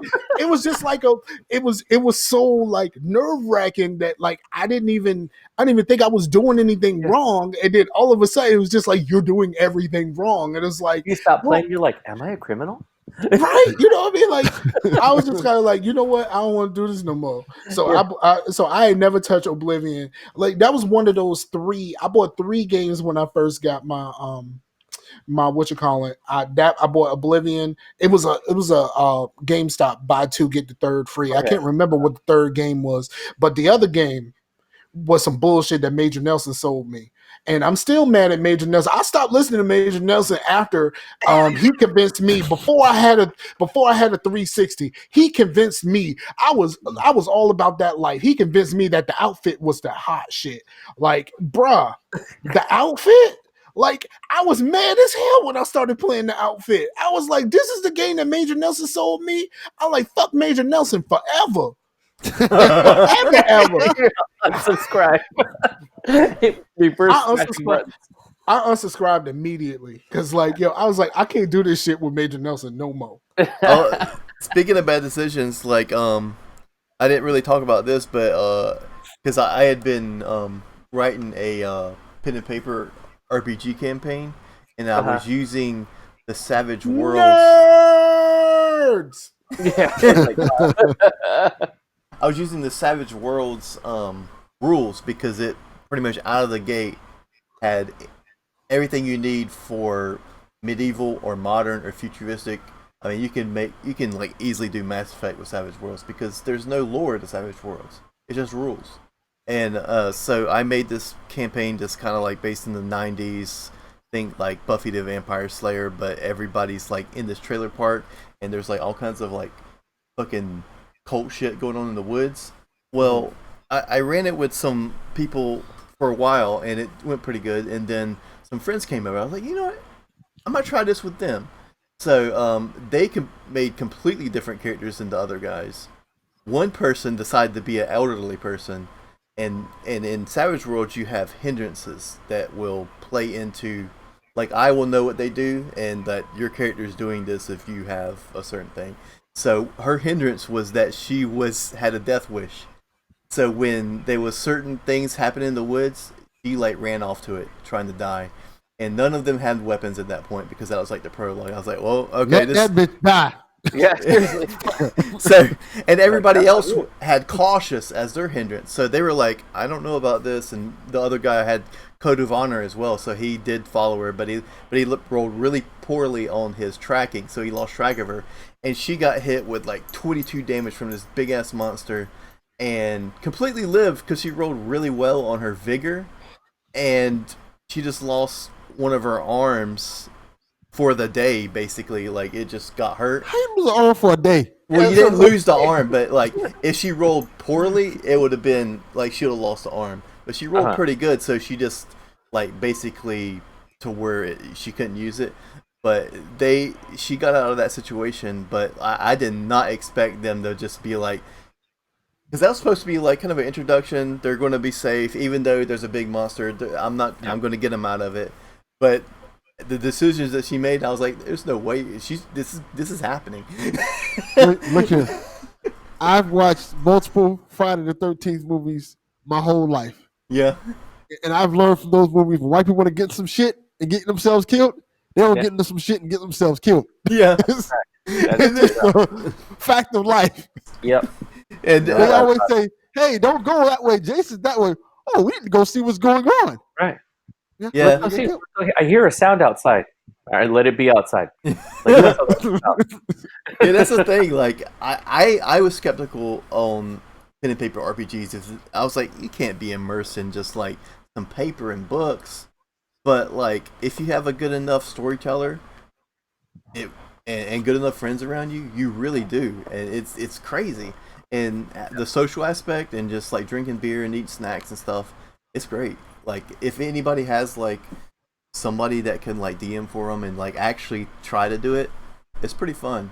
I mean, yeah, if you get in a terrible group of people that just want to be jackasses and, you know, elitist or whatever, then it could be not good. But if you got a good group, it's a fun time because it's social. You know, it's not, you know, behind a screen. You know, it's cool. Yeah. I've always wanted to play, but I always ran into that situation where like I would see other people playing and it was like clicking. You know, because they had like the right, like what Dungeon Master or whatever the fuck it is, you know? Yeah. Like the narration was going well, everyone was playing right. And then they'd be like, come over next Friday, we'll do it again. I'm like, all right, cool. But then it would be a bunch of other jackasses that would show up and just not wanting to be in it. So then we always ended up just drinking and eating snacks and not playing the fucking game, which was fine. Yeah. But it was like, but I really wanted to like give this a legit try. So I think maybe it happened like 2 or 3 times, and then after that, I was just like, like it's just one of those things that's never gonna happen. And a lot of my friends, like you guys and stuff, I know you guys through the internet, and there's a thing called Roll20, and I haven't really looked in it too much. It seems pretty complicated, but you can like run games like over the internet, which kind of defeats that whole purpose. But it'd be kind of cool to like play with people that are across, you know, the states and stuff. Yeah, but, I have done that on a podcast. Yeah, I was gonna say, didn't you do that with like Josh Stapleton, Spencer, maybe? Yes, I have. Yeah. I did it on a podcast one time. Played a whole D&D campaign. It was actually a lot of fun. Yeah, and I heard people using that game on Steam as well. But I think it was like 2 hours.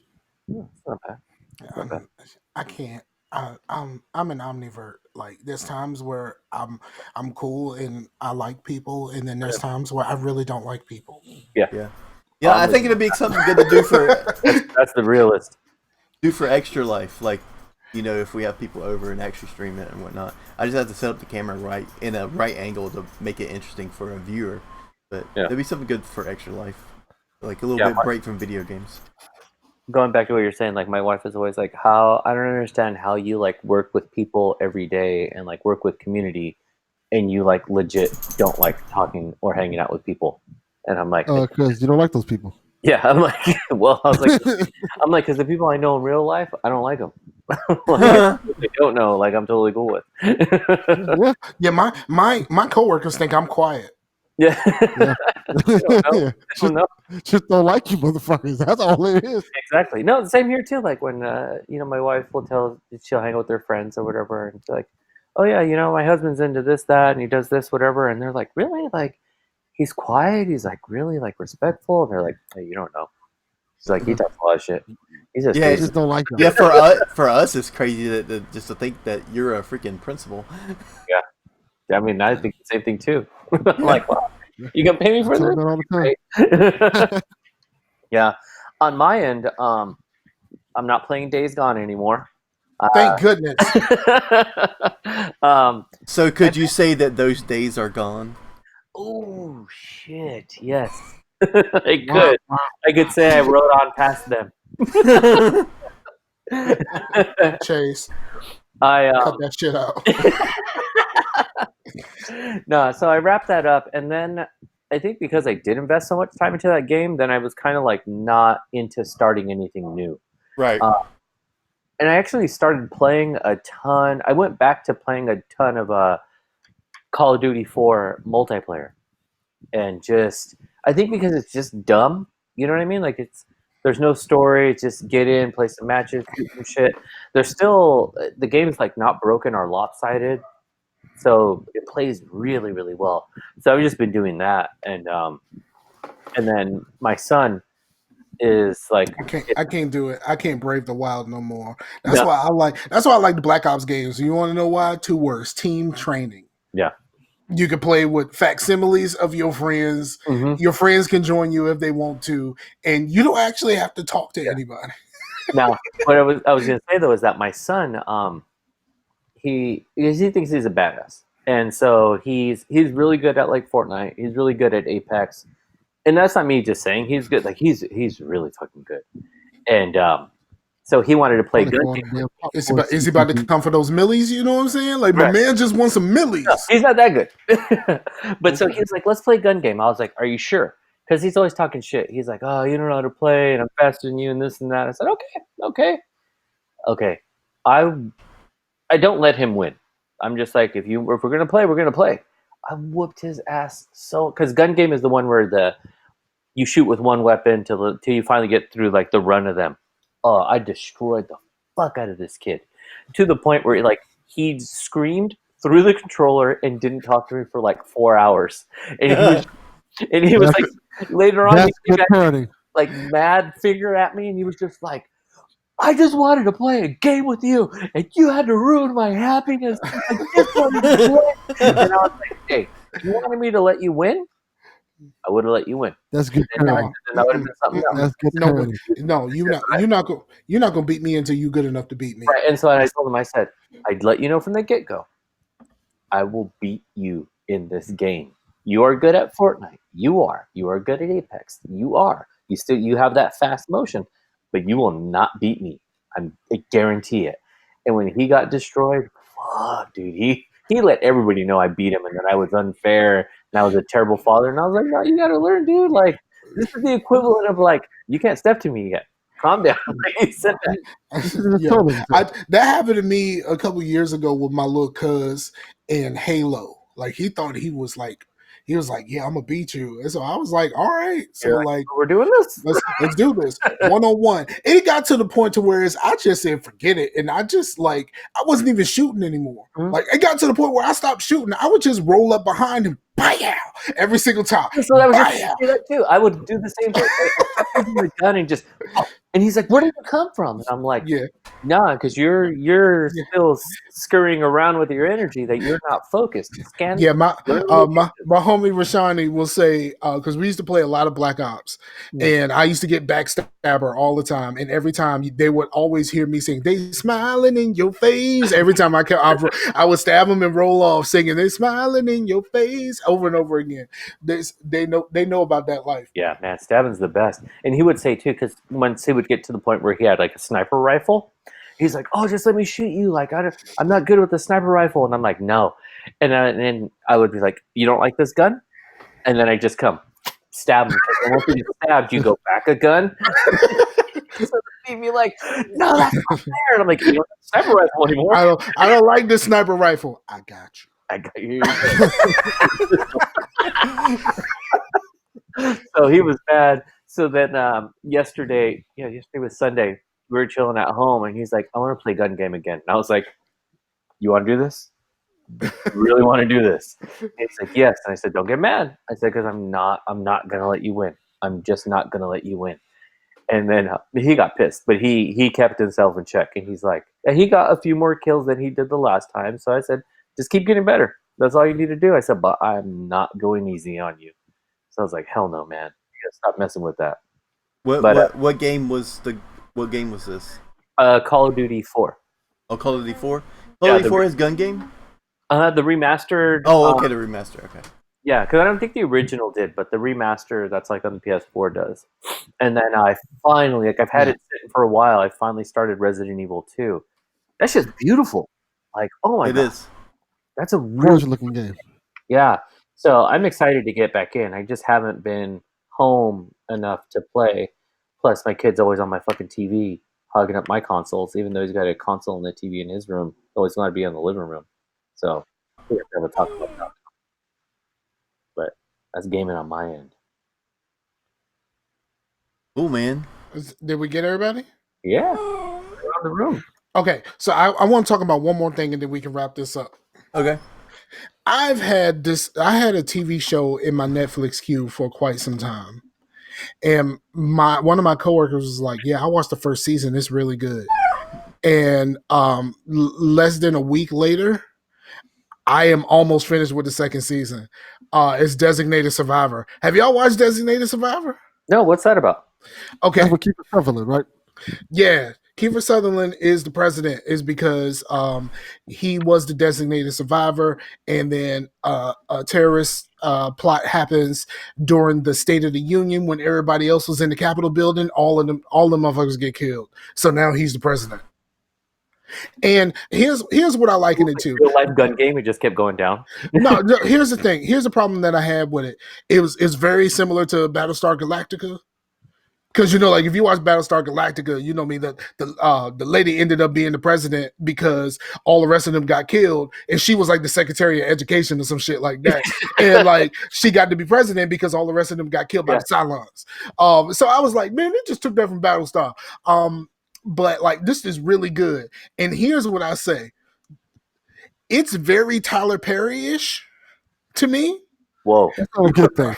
Okay, here's no. Here's what I say about from address. Just wait. Call herself Padilla. I mean, my issue with Tyler Perry stuff is like there's a million things that happen in a short amount of time to a very small group of people in everything he does, and then Jesus. And then like and then like the light skin over dark skin, like that type of stuff. Not necessarily this, but like the fact that like there's so much stuff that happens to this small group of people in this small amount of time. Like in the first couple of months, this dude is president. Like there's like terrorist plots, assassinations, a couple people got shot, a couple people got killed, and this is all people around him, not just like like this is things that are happening in the country.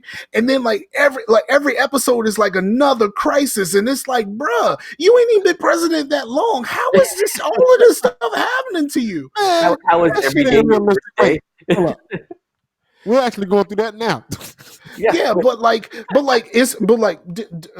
what we're going through now in the country is just like a bunch of like stupid stuff, and the dude can't keep his mouth closed about anything. But like this is like real stuff, like terrorist plots. You know what I mean? Like there's that, and then like there's like people like I'm saying, people close to dude getting killed, and like people getting like I'm talking about real close. I'm talking about real close. I ain't no spoilers, but real close. Like stuff like that. And it's just crazy. Like, like somebody got caught up in something that they did 30 years ago, and it just came back. It just came back out like now. And like it's just a ton. It's just a ton of stuff. And it's like this dude was like he had Ben Carson's job. You know what I mean? Like imagine everybody died except Ben Carson. Like what? You know what I mean? The token black guy. You know what I mean? Like, and then like he was not a Republican or a Democrat. He was an independent, and like he got to try to bring the country together after like everybody in government died except for maybe a couple of people. You know what I mean? Like, I have to say, like, I do find it funny that the only way independents get in the office is everybody fucking dies. Exactly. That's the only way he got to be president, because everybody gone. Yeah. Everybody. But like I mean, I've been glued to this shit. Like I made it through the first season. It's like 22 episodes. I made it to the first season in like 2-3 days. Damn. Like while working, like I watch at work. I watch when I get home. I was watching yesterday while I was washing dishes. I had my tablet up on the side. Wasn't with these headphones on because the cord was long enough for me to move around. Like I'm in here. Yeah. Like Designated Survivor is like everything right now. You're like, I'm feeling every minute with this.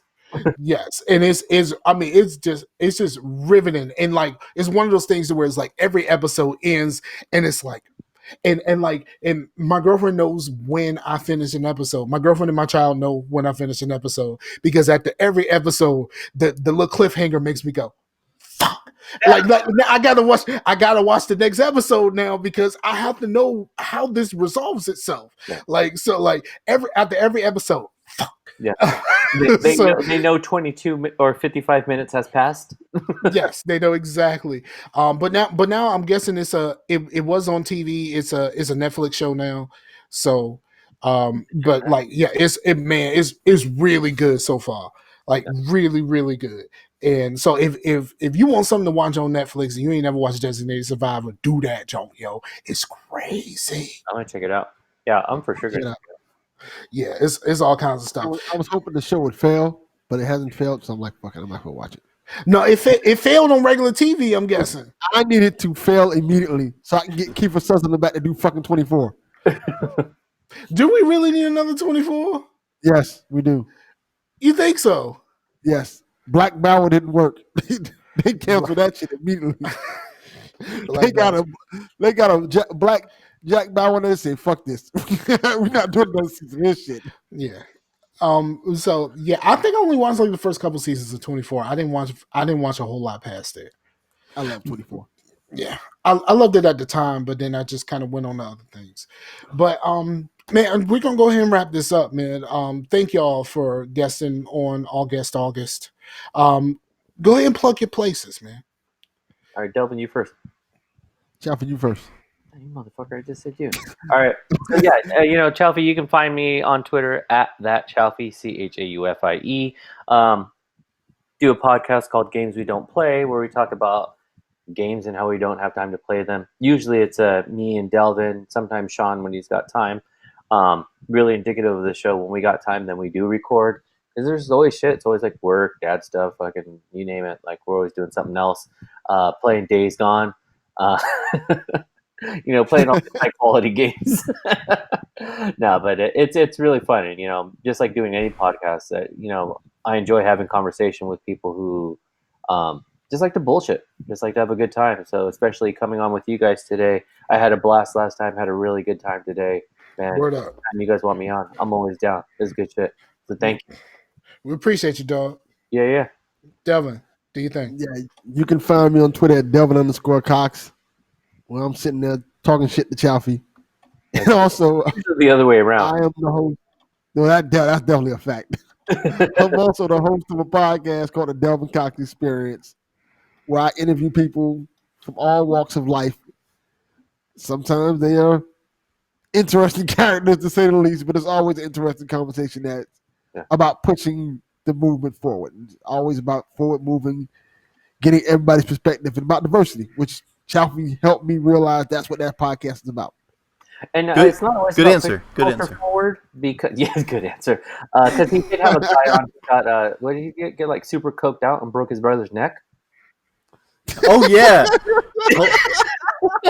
That dude the dude was like naked and like freaking like trying to like back wrestle his like stove or some shit, and the cops come over and like see his weed and be like, "No, we gonna you good." You're all right. You got bigger problems. Yeah. I gotta say this again. I have to have Ben on again to tell some more of his coked up stories. Yeah. No, but Delvin's got a good show too, because he just lets, for some reason, people talk. Like they just say some wild shit on there, or they'll really give like their opinion. So it's definitely a good show to listen to. Even though they know that you're going to go on Games We Don't Play and talk shit about them.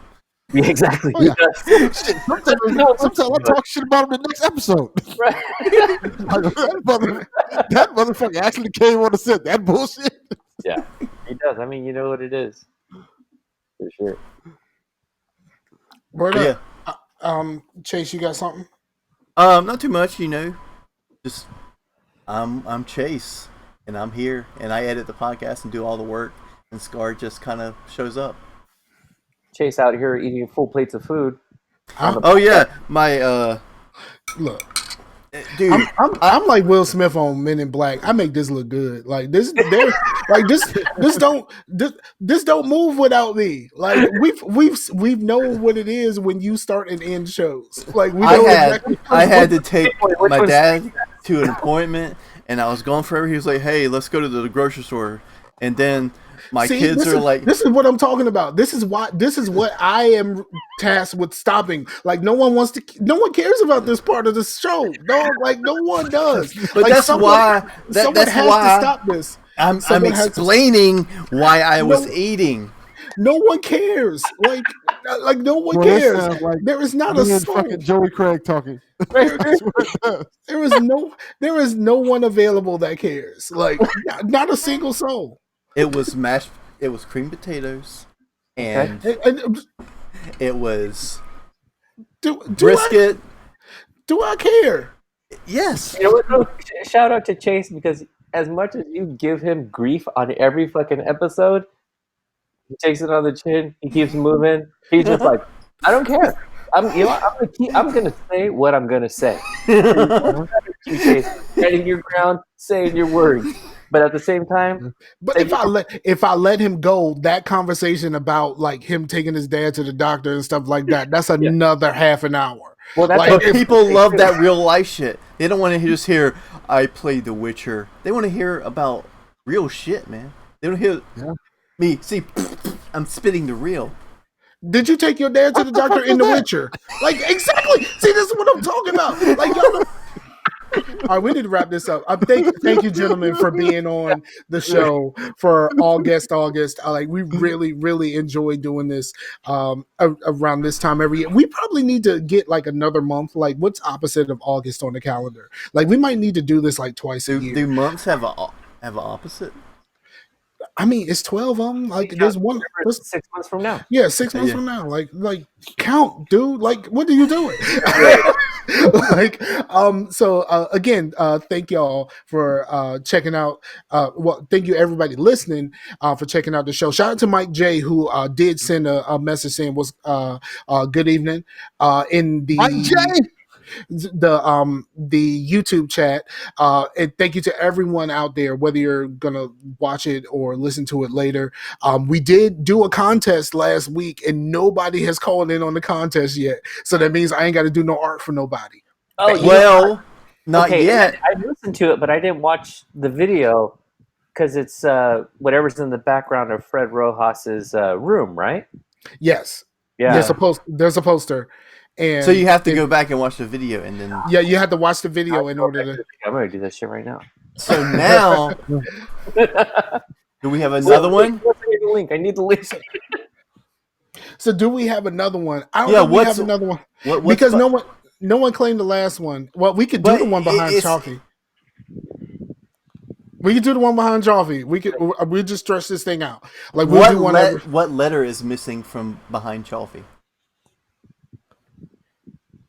Oh, I see what you're saying. Because when you look at it, it looks like you're missing. Yeah, it does look like something's missing. Okay, we got it. That's the answer the question. Send it to our Twitters. The Twitters is in the show notes. Send it to one of our Twitters, and I'll do another painting. You tell me what colors, and I'll work it out for you, boy. All right. Word up. So, again, thank y'all. This is Scarcasm for the homies Delvin, Chaffee, Chase. I'm Scarfinger. We're out of here. Peace out to the Warriors, yo. Peace. Hey, thank you. Later. Also, shout out to Chase's white dog in the background.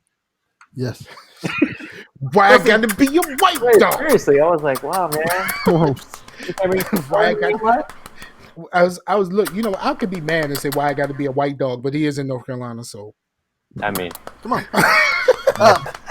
Get the fuck up here. Thank you. And he's like in the boonies. Like there ain't no street lights where he live at, dog. Like I've been to his house. Like getting to my hotel room from his house that night was like the most daunting experience of my life. Like I didn't know whether some shit was gonna pop out. Was some damn like some deer or something just gonna walk out on the street? What up? What was that town? Smithfield. Because I remember when people were talking about a big sign that used to be outside of Smithfield that said "Welcome to Smithfield, home of the KKK." What the fuck? I told you, North Carolina. Yeah, crazy. I think what time you talking about on the podcast? Yeah, that was in Georgia. I don't think it was Smithfield though. Okay. Well, you know the home of the KKK. That's Stone Mountain. Yeah, right Georgia there, is like wild. That's Stone Mountain right there, dog. Georgia's wild. Like Men enjoy it. Well, it's gotten a lot better because there's too many black people out there now. So you can't just be wild like that like you used to. But like all my people down there be like, be real careful in Cobb County. Yeah, there's certain areas you go in. Be real careful in Cobb County, dog. That's where the big boss man was from. So you know it's real. Yeah. From Cobb County, Georgia. There was a pizza buffet in Georgia because I used to live in a town called Murphy, which is very close to Georgia. Actually, the closest gas station was in Georgia, so we would go and get cheaper gas there. And but there was a buffet there that was like fucking amazing. It was kind of like Cece's, but it was owned by Papa's. Not amazing. No. Cece's not amazing. Cece's awful. Yeah, but it had the same setup as Cece's, but it was owned by Papa's, and it was like out of this world, man. But I don't know if they still do it because I haven't seen any Papa's. Cece's is basically cardboard with toppings. Yeah, I agree. But the Papa's one, cardboard with toppings, bro. Yeah. Cece's isn't good, but the Papa's one, that was pretty legit. I mean, if you find one now, they might not be as good, but I don't know. Back then, they were fucking awesome. There are two times in life where CC's is awesome: when you broke or when you're high. Like those are the only two times that CC's is awesome. I was just about to say that the crack house of buffets. Like you don't really want to be seen there. Not that you've been to a Golden Corral. Yes. Ooh, that's bad news. I'm not a fan of Golden Corral, but like that's a it's topic. way better than CC's. Yeah, it is. But like the thing about Golden Corral is like sometimes around here the menu be changing up you might get the good Golden Corral that day, or like you might get the day where they're serving like a whole bunch of fish or some shit like that you don't really want none. Yeah. Like they be having like cabbage and shit like that. Like, bitch, I ain't here for no cabbage. Like that's not what I'm here for. There's a place around here that's freaking legit. It's called Grandsons, and it's like straight up country food, and it's so good. Like they actually had who's country food? All of our country food. Ours, huh? What do you mean our? All of our country food. About to call ice on me. But anyway, they can't because y'all in the back cooking. All right, y'all. Y'all have a good night. Yeah. You too, brother. Peace. Peace.